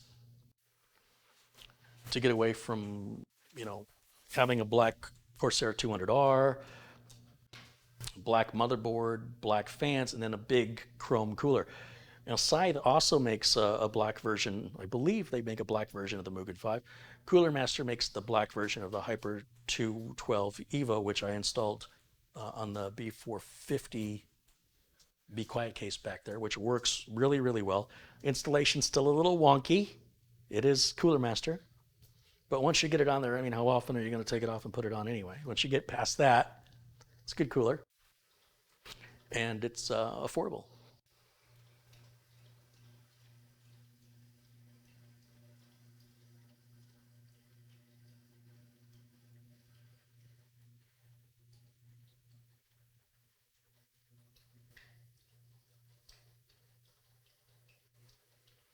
MLG Turtle says, I pronounce it Noctua. Yeah. People say Asus or Asus. I met the president of Asus America, North America, and I said, how do you say it? And he said, either way is acceptable. I said, but how do you say it? And I can't remember what he said now. But he was like emphasizing it doesn't matter. And I said, well, I just want to know, when you pronounce it, how do you pronounce it? And then he said it, and I said, okay, that's the way I'm going to say it from now on, because if that's what the president of Asus North America says Asus is pronounced, then I'm going to say Asus. The silly conversation. You have an opportunity to talk to the CEO, and what do you ask him? How do you pronounce the name? It's a total Carey moment right there. He looked like he was dumbfounded, like, who cares? Trust me, it matters. I got the same response from Gigabyte. Why is that extra mounting hole there? That doesn't matter. I'm like, it does matter. I need to know why. I just put a standoff in it. Well, why don't you include the standoff since no motherboard? They're like trying to shuffle me along. Come on, Carey, come on. And I'm like, wait. I just got to know. They're probably like, never put me in front of that guy again. Robert Simon says, I like the Hyper 212 Evo Black Edition so well, I bought another one for my other system. Oh, that's actually the Black Edition RGB, the one I put in the Be Quiet case. So it's a little step up. And Roll says, I don't like the mounting of the Cooler Master Hyper, but they perform well. Right on. Yeah, I agree.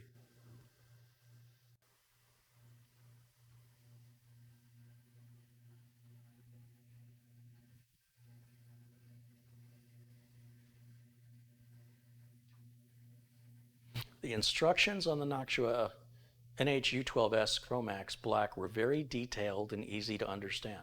All right, well, I would expect nothing less.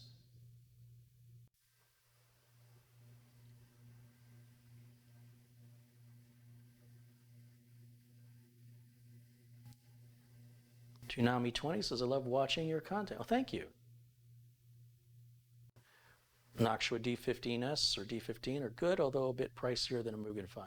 Yeah, it's something like paying for the name. I think they're writing on marketing value.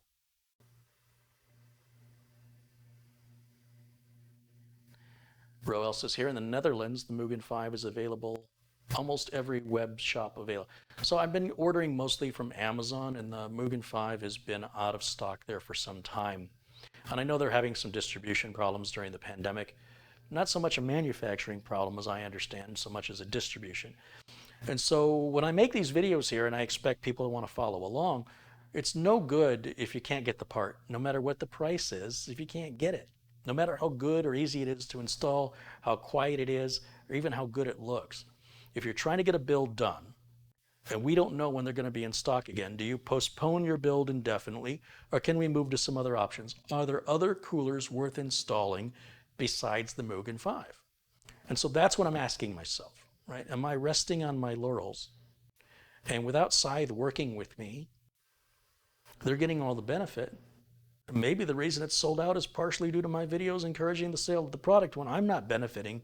The only way I'm benefiting from it is it makes my job easier and I have happy customers. You know, I'm not getting calls about overheating or anything, not that I was before, but it's certainly a lot less time consuming to install that because I was installing the Evo 212 Cooler Master, I don't know how many times, and it's very time consuming. No matter how many times I do it, it's always a struggle. And it's easier now because I've done it so many times. But for somebody who's building their first computer, I don't recommend it. It's very difficult to put on. So that's why I'm looking at the Pure Rock 2 and the Knox, because they're both black and they're both available and in stock. They're not as inexpensive. And then I wanted to look at an alternative. So that's why I looked at this ID Cooling SE-234-ARGB. Now this supposedly has a TDP of 200 watts, which is hard to believe because if the Be Quiet is rated at 150, how can this less expensive RGB cooler with a heatsink that I think is about the same size in design, 8 heat pipes. How many heat pipes do we have on the Pure Rock? It's probably 8, I'm going to guess. I think these companies are a little generous with the performance of their coolers, but how do I know until I actually, test it? So at the end of the day, what do I want in this box? This is an attractive looking case. I really like the looks of it. We're going to have a glass panel here. And we've got this beautiful Trident Z Royal, whatever it's called, from G-Skill, which puts off this diffused RGB lighting. And that in and of itself, honestly, is enough. You don't have to go more than that. So I think this would look good with a black cooler. So the NHU12S or the Pure Rock 2 would be ideal in here if we just want to bring the RGB down and appreciate the RAM and let that be enough. But this is addressable RGB, meaning it will match whatever the motherboard is doing, which should match what the RAM is doing, and it'll all sequence together. Okay. It's not overly large, and it will light up on the front. And when we put it in there, I don't know how loud it is. I don't know how difficult it is to install or how well it's going to cool. But I do know it's $5 less. It's like $43 instead of $48 on the Mugen 5. This one's $43. So $5 less. RGB, which the Mugen 5, for the $48 Mugen 5 is not RGB. It's black. The $48 Mugen 5 is chrome or silver. And I don't know the quality of the fan, and I don't know how well the cooler actually functions. It feels like it might be a little too good to be true. But so the Mugen 5 also felt the same way.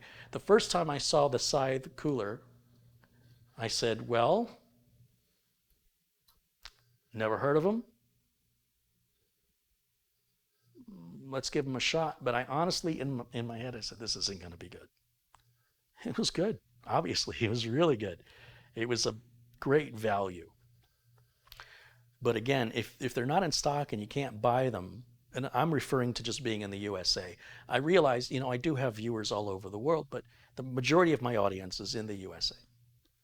So, and I don't know what's available. What do I know, right? I know what's in my country. That's what I know. So, based on that, my perspective is coming from my experience.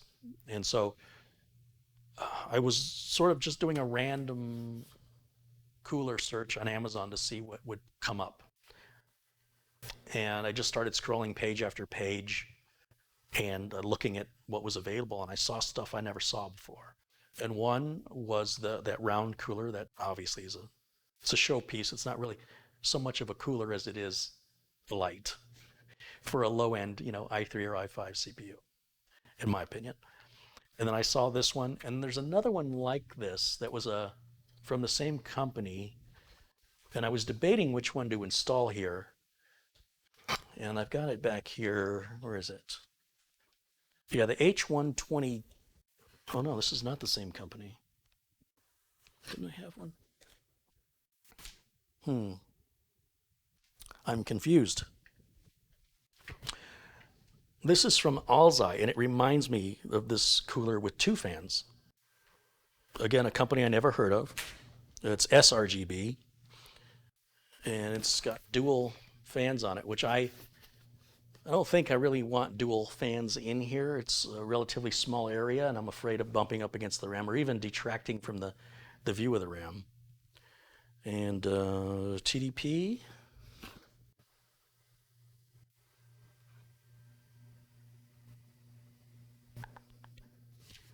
I don't know. 6 U-shaped heat pipes. That's not a good start. It's the H120D. Again, it was in stock. It's a company I never heard of. And I thought, well, this might be interesting. We'll mix it up a little bit. We might find another diamond in the rough here. I don't know. It seems to support all the same sockets. The Scythe supports an Intel and AMD.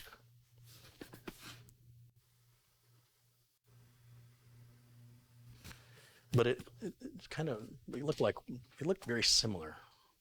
Maybe it's just me.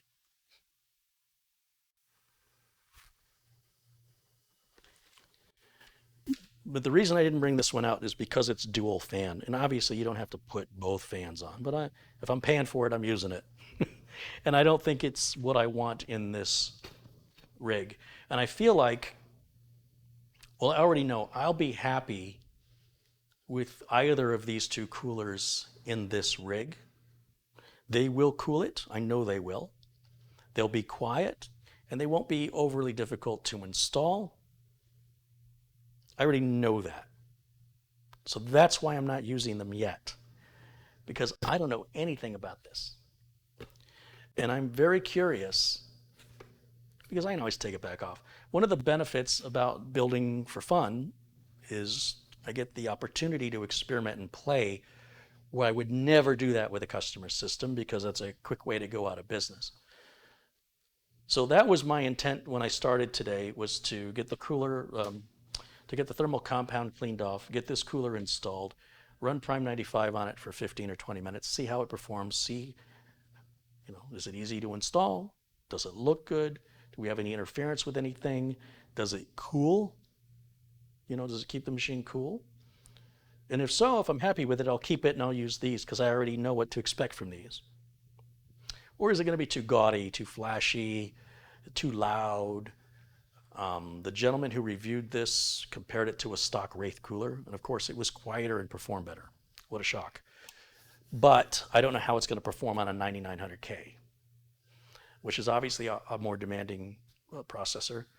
And I think, looking at the width of it, it's going to fit in here okay. I know I'm going to have an extra cable to run for the ARGB. We do have an ARGB header down here on this board. The Z390M gaming board has an ARGB header right here. And I do believe that the RGB is powered off the same header as the CPU fan. So I'm only running technically 1 extra cable. One of the things I'm trying to avoid with a lot of the RGB stuff is all the extra cable work. That Be Quiet case, I spent all night recabling that whole thing. What a nightmare. He's got these LED strips in there, and it's just a mess. And I'm like, I can't send it back to the guy this way. And so one by one, I redid every cable. One cable I had to redo 4 times, because every time I did it, I just didn't like the way it looked, and I'd cut it and cut the cable ties and do it again. And even now, it's definitely not my best cable management job, but it's way, way better than the way it was sent to me.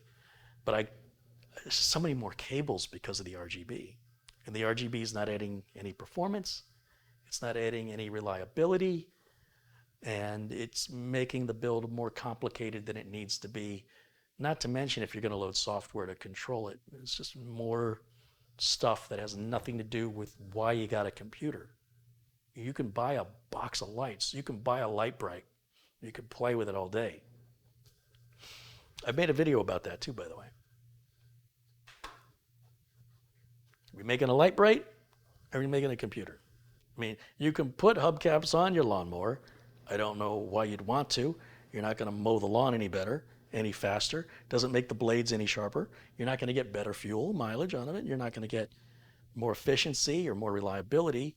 But hey, I got spinners on my lawnmower. All right then. This is why people hate America. But I can't ignore the trend. I suppose I could, but I feel like I'd be doing myself a disservice to say, okay, look, this is what people want. Give them what they want. Businesses don't want that. That's strictly a home user thing.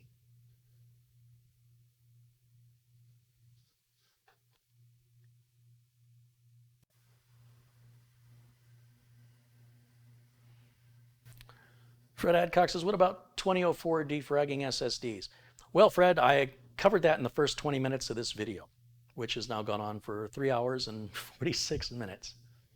But when the video, you should be able to rewind it, actually, now that I think about it. You should be able to drag the bar all the way back to when I started the video, and I addressed that. And there's a link in the video notes addressing it. In short, it's nothing. It's really nothing. It's not as harmful as, it's not harmful at all, as a matter of fact. And it will be addressed with the next Windows update. So,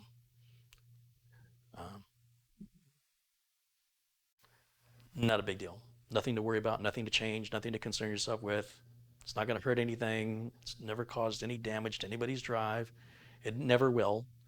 And it's going to be addressed in the next update. So I'd say leave it alone. It'll be addressed. That's my advice. Remember, there are corporations with thousands of computers that have SSDs that have that Windows update. And if it was causing those computers to fail or crashing or these fear factors that people online are shouting about, we'd know about it. In other words, if a big corporation with thousands of computers is unable to be productive because of a Windows update, Microsoft will address it immediately, as they did with the Outlook issue from earlier this morning. It was already addressed. It's already been updated and fixed. When it's an issue that's not, yes, it's an issue, and yes, it's not right, but it's not going to hurt anything for a few weeks. Just leave it. We'll address it in the next standard update series. It's not hurting anything. Once you defrag a drive, what do you think happens when you try and defrag it again? There's nothing to defrag. If you want to defrag your drive 15 times in a day, the first time might take a little while, but the next 14 times, like, there's nothing to do. It's already been defragged. Who cares? Well, you shouldn't defrag an SSD at all. You're right, you shouldn't. Doesn't mean you can't. Well, where's it out? I mean, you like that? The drive will last like 35, 50 years, who knows, of normal write cycles. So you put a little excessive writing on it for a couple of weeks. You will probably replace the drive, or the drive will have other reasons to fail. If an SSD drive is written too many times, it becomes read-only. It sort of becomes write protected. Effectively, you can't write any more to it. If you've ever seen a drive, a solid-state drive, that you cannot write anything on, I will buy it from you. Never seen it. But it won't crash your drive. Your drive won't fail. It just becomes write protected. That means there's no more writes left on the drive. Nobody has suffered that from defragmenting their solid-state drive. It's never happened. Not that I'm aware of, not that I've ever witnessed. And if the drive is going to, try and defragment 10 times a day, who cares?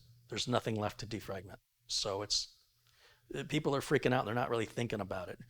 And it's not supposed to be that way, but it's also not detrimental to the operation of the computer or your data, anything like that. It's not, yeah, it's putting a little extra wear and tear on the system. It's really nothing.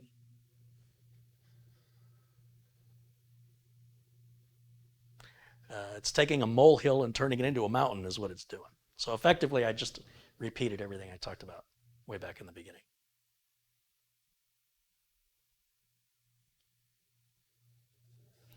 Stealth Mode said, I did an experiment back in the day and continuously defragged a mechanical drive. It got so hot and failed a couple days, within a couple of days. So it doesn't make any sense.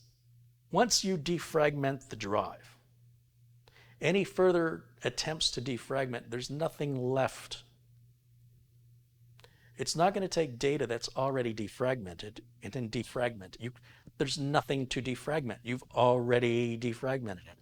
I would suggest to you the reason your drive failed was you had a failing drive to begin with and you weren't aware of it, and putting the extra wear and tear on that initial defrag.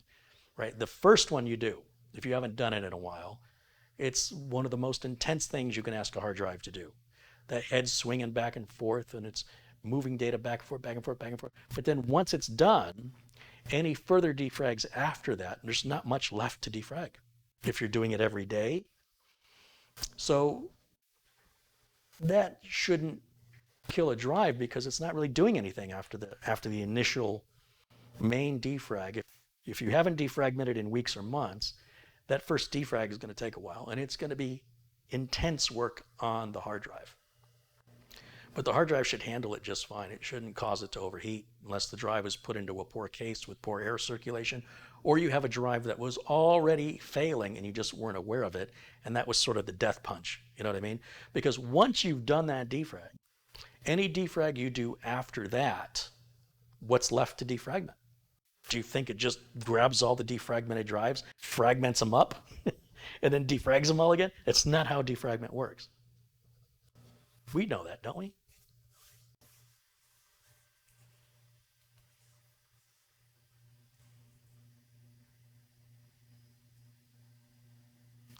Stealth Mode says, it was a failing drive already. Yes, you are correct. Well, there you go. He says, I just wanted to see how long it would last. All right. What are you squeaking about down there, boy? What you squeaking about? What? What? He says, are you going to finish? You're not doing any work today?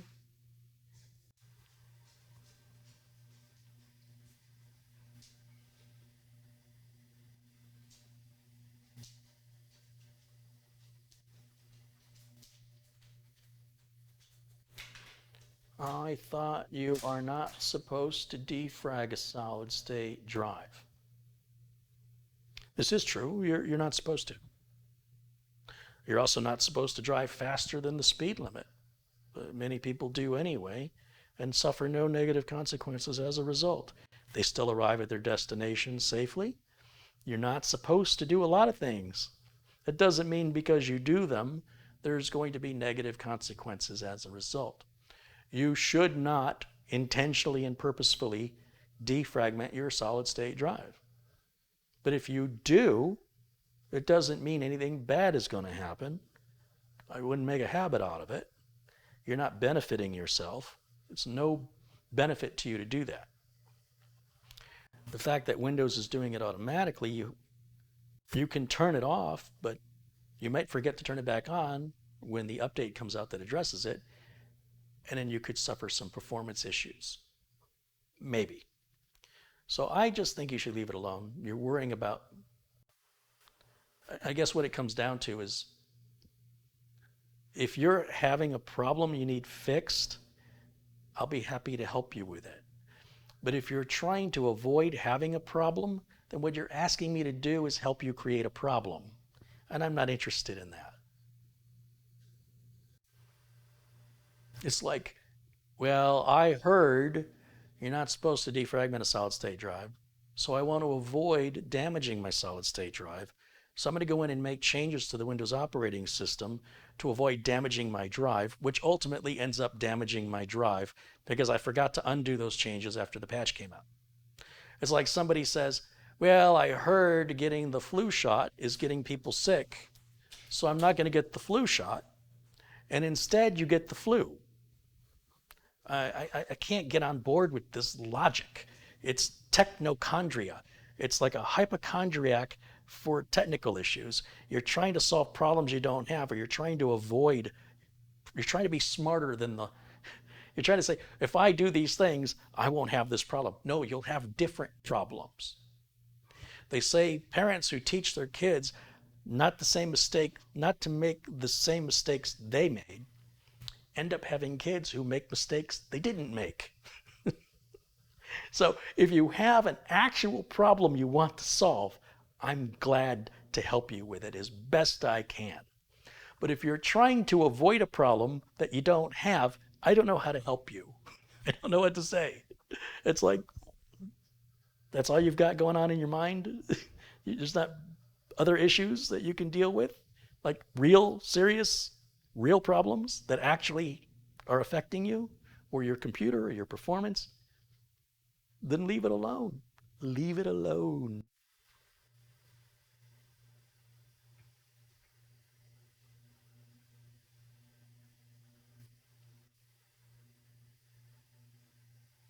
Bryant says he's got a Be Quiet case, an i9-9900K with an ASRock Phantom Gaming 7, a Corsair Dominator Platinum RGB RAM, 32 gigs, Scythe Mugen 5. He says it's now complete. Sounds like a nice system.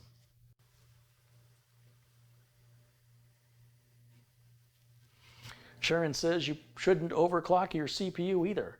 Good point, Sharon. This is true. Although manufacturers sell unlocked CPUs because they know people are going to overclock them, it doesn't mean you have to. And overclocking it can kill the CPU, can reduce the life of the CPU, as defragging a solid state drive can reduce its life. But if its life was 50, 60, 70 years, and you've reduced it by 10 or 20 years, who cares? If you've reduced it by half, it's still 35 years. Do you have any piece of technology, of computer technology, that's 35 years old that you still use today? Anybody? Anyone? I'm sure I've got some 8-track tapes that work just fine. I don't have anything to play them in, but I bet you they work just fine. Doesn't mean they're useful or hold value.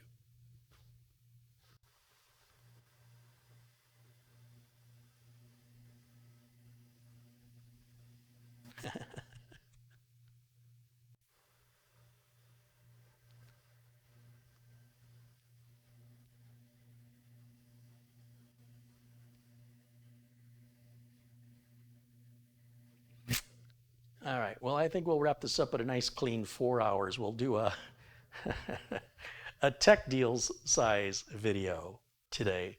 And we'll give a couple shouts out to some other content creators I enjoy. Check out Tech Deals.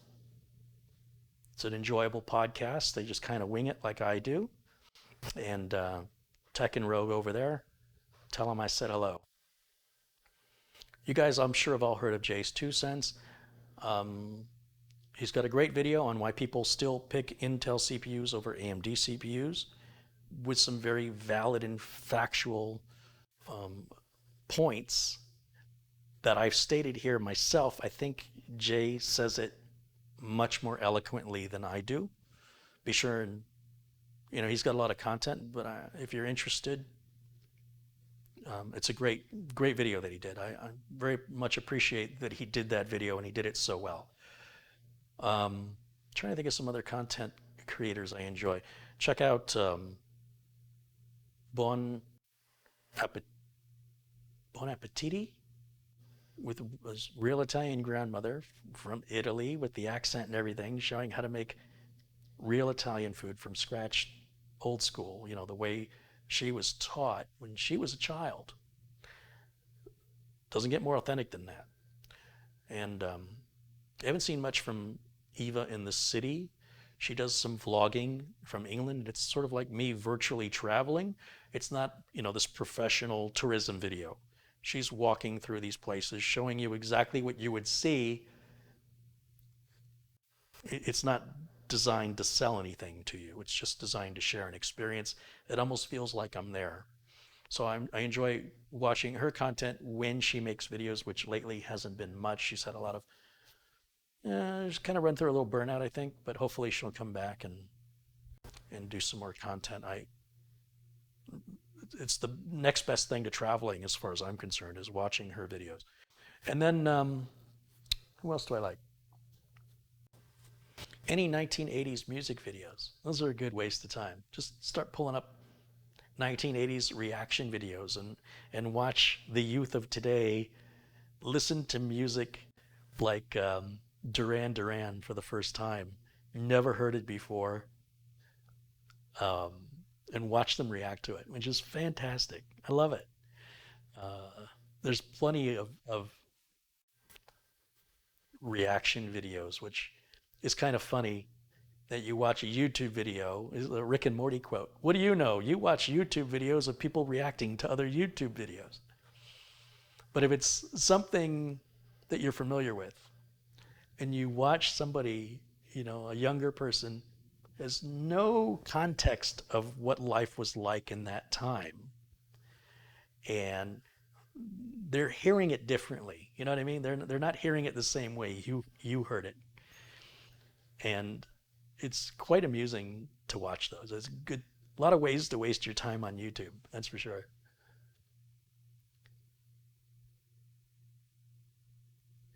Should you have JayzTwoCents on your show? I don't think he would be on my show. He's a pretty popular guy. I'm a little drop in the bucket. I have some issues with some of the content he's made as being sort of frivolous and impractical. So there's stuff he's done that I've been pretty critical of, and then there's other stuff like this Intel video where he just shines. He does a great job, and I'm interested in the car stuff he does because we share a lot in common that way. But I don't think he would entertain it. But regardless, he doesn't need me. He's doing fine on his own. Um, but there's so much fakeness out there. There are people that are bought and paid for through corporations that are just making infomercials for products disguised as a tech channel. And I can't recommend that. It's like pop music, it's like, to me, it's the simplistic. And I need a little more meat on the bone, for lack of a better word, for me to recommend it. And those channels are the most popular ones. So what do I know?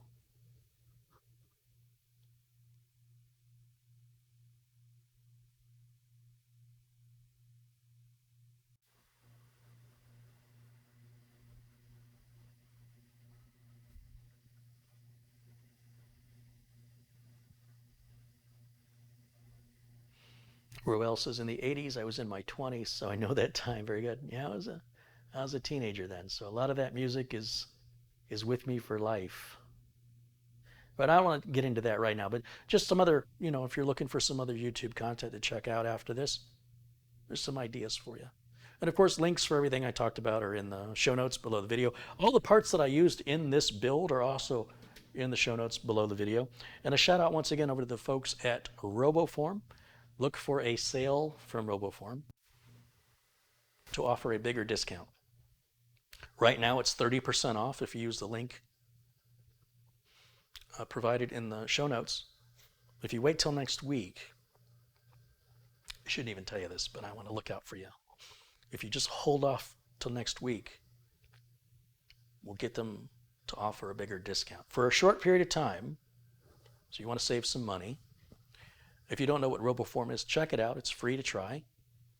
And I think once you realize how much easier it is to have passwords and usernames entered automatically into these sites you visit regularly, you'll wonder how you ever lived without it.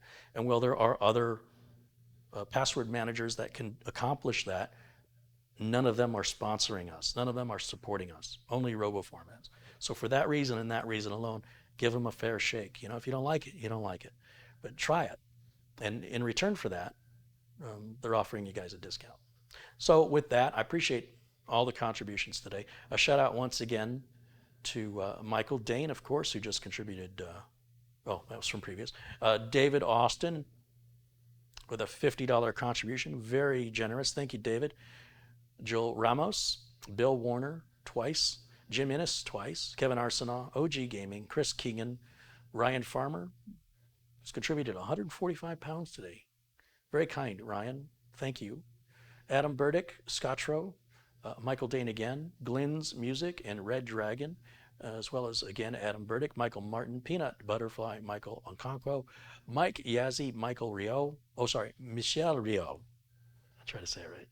It's probably terrible, my pronunciation. Richard Angeline, Rochester NY87, talking about doing a 10900K build for David out there in the future, maybe next month. Ricky B, Ghost Town 66, Darren Gilhome, Patrick Manny, Everardo, Arredondo, Chris Keegan, Wilhelm Gordon, Glenn's Music again, John Dorrington, Tony Wallow, Paul O'Brien, Alex Resnick, Chris Mull, Big Deal, Charles Vendola, Tom Jackson, Frankie B, another generous contributor here. Thank you so much. Essential Working Too Hard. Our first contribution 4 hours ago. We kicked us off. Michael Dane, before the stream even started. And of course, just now, our good friend Winston Anglu, who watches us from Vancouver, Canada, has contributed $5 Canadian. Guys, thanks so much for your contribution and support, keeping me from asking for corporate sponsorships and enabling me to speak my mind without corporate filters. It's very important to me, and I'm glad that you appreciate that and you make that possible for me to continue. And I apologize that we kind of got off track and that this title of this video will have to be changed because I didn't do what I was intending to do. Well, the first half hour was what I intended to do. But then I kind of pursued a different subject matter because I felt it was more important. So this will sit until I have time to do it on camera because I want to share the experience with you. You're not going to miss anything. And I appreciate the interaction, right? This is not TV. So when you participate, when you join in chat, when we can communicate both directions, it's far more rewarding for me. And I hope it's more rewarding for you. I hope you realize how many content creators won't do what I'm doing for good reason. It prevents some work from getting done. It can be very distracting. But I do have a ton of work to do, and this isn't helping. I did not get much done today. However, it's okay. Tomorrow's another day. We'll revisit. And if it's not this, then this will sit. Trust me, it'll sit. I've got a couple other projects. If I end up at the other studio tomorrow, I'm going to show you some other things I got going on over there. There's an error message in Windows that I encountered when doing an install on one of these older machines, and I'm going to show you how I fixed it. So we'll reenact that. And I've also got a ton of other builds I got to get done. So my friend Ron's computer with the mini ITX, got to get the motherboard swapped on that. Got to get, there's a Wi-Fi video I want to make and I have to do that before I can ship Thomas his computer. His computer's built, it's just waiting for me to make this video. So when I tell you I'm busy and I really should have gotten this done today and I shouldn't have done the water cooler talk this whole time, it just means I'll have to do twice as much tomorrow. So thanks you guys for hanging in there with me and keeping each other company. Thank you for being supportive and friendly to one another. I like to see friendships being made in the chat room. It warms my heart to see you guys acknowledge one another like your friends. My friend Ron says, sometimes you gotta take a break and vent. That's true. That's true, Ron. I don't have time for it though. I really don't. But hey, he's one of the ones that's waiting. You're gonna wait an extra day because I did this. So I guess if it's okay with you. But Mark says the SE-234-ARGB, that's the cooler I was going to put in. He says the cheapest he can find it in the UK is 55 Great British pounds. I don't know, is that expensive? It doesn't sound too bad. So again, thanks to all my friends in blue for keeping it civil in the chat room and your kindness and support. Michael Dane says maybe title the video Water Cooler Talk with Carey Holzen. I think I will. It's a good title. And thanks for hanging out with me today. Hope you're all staying safe, and I hope I've given you some distraction to quarantine life. Everything's back in lockdown again here in Arizona. And maybe we got a little laughs along the way. It's important to maintain your sense of humor, especially when times are tough. I think it's important to maybe just take a step back from the preposterousness of it all and find a reason to laugh, to smile, to enjoy the company of others, even if it's in a chat room. Appreciate the little things. When things go back to normal, you'll say these were the good old days. When we had simpler times, when we didn't have to deal with the rat race. You might look back at this time as not so bad. All right, guys. I'll see y'all again very, very soon. And until then, I have to find an outro. We'll go with the classic. We'll stick with the classic outro. Oh, and just right under the wire here, Charlie Lala has contributed $20. Thank you, Charlie. All right, guys. See you tomorrow. Bye for now.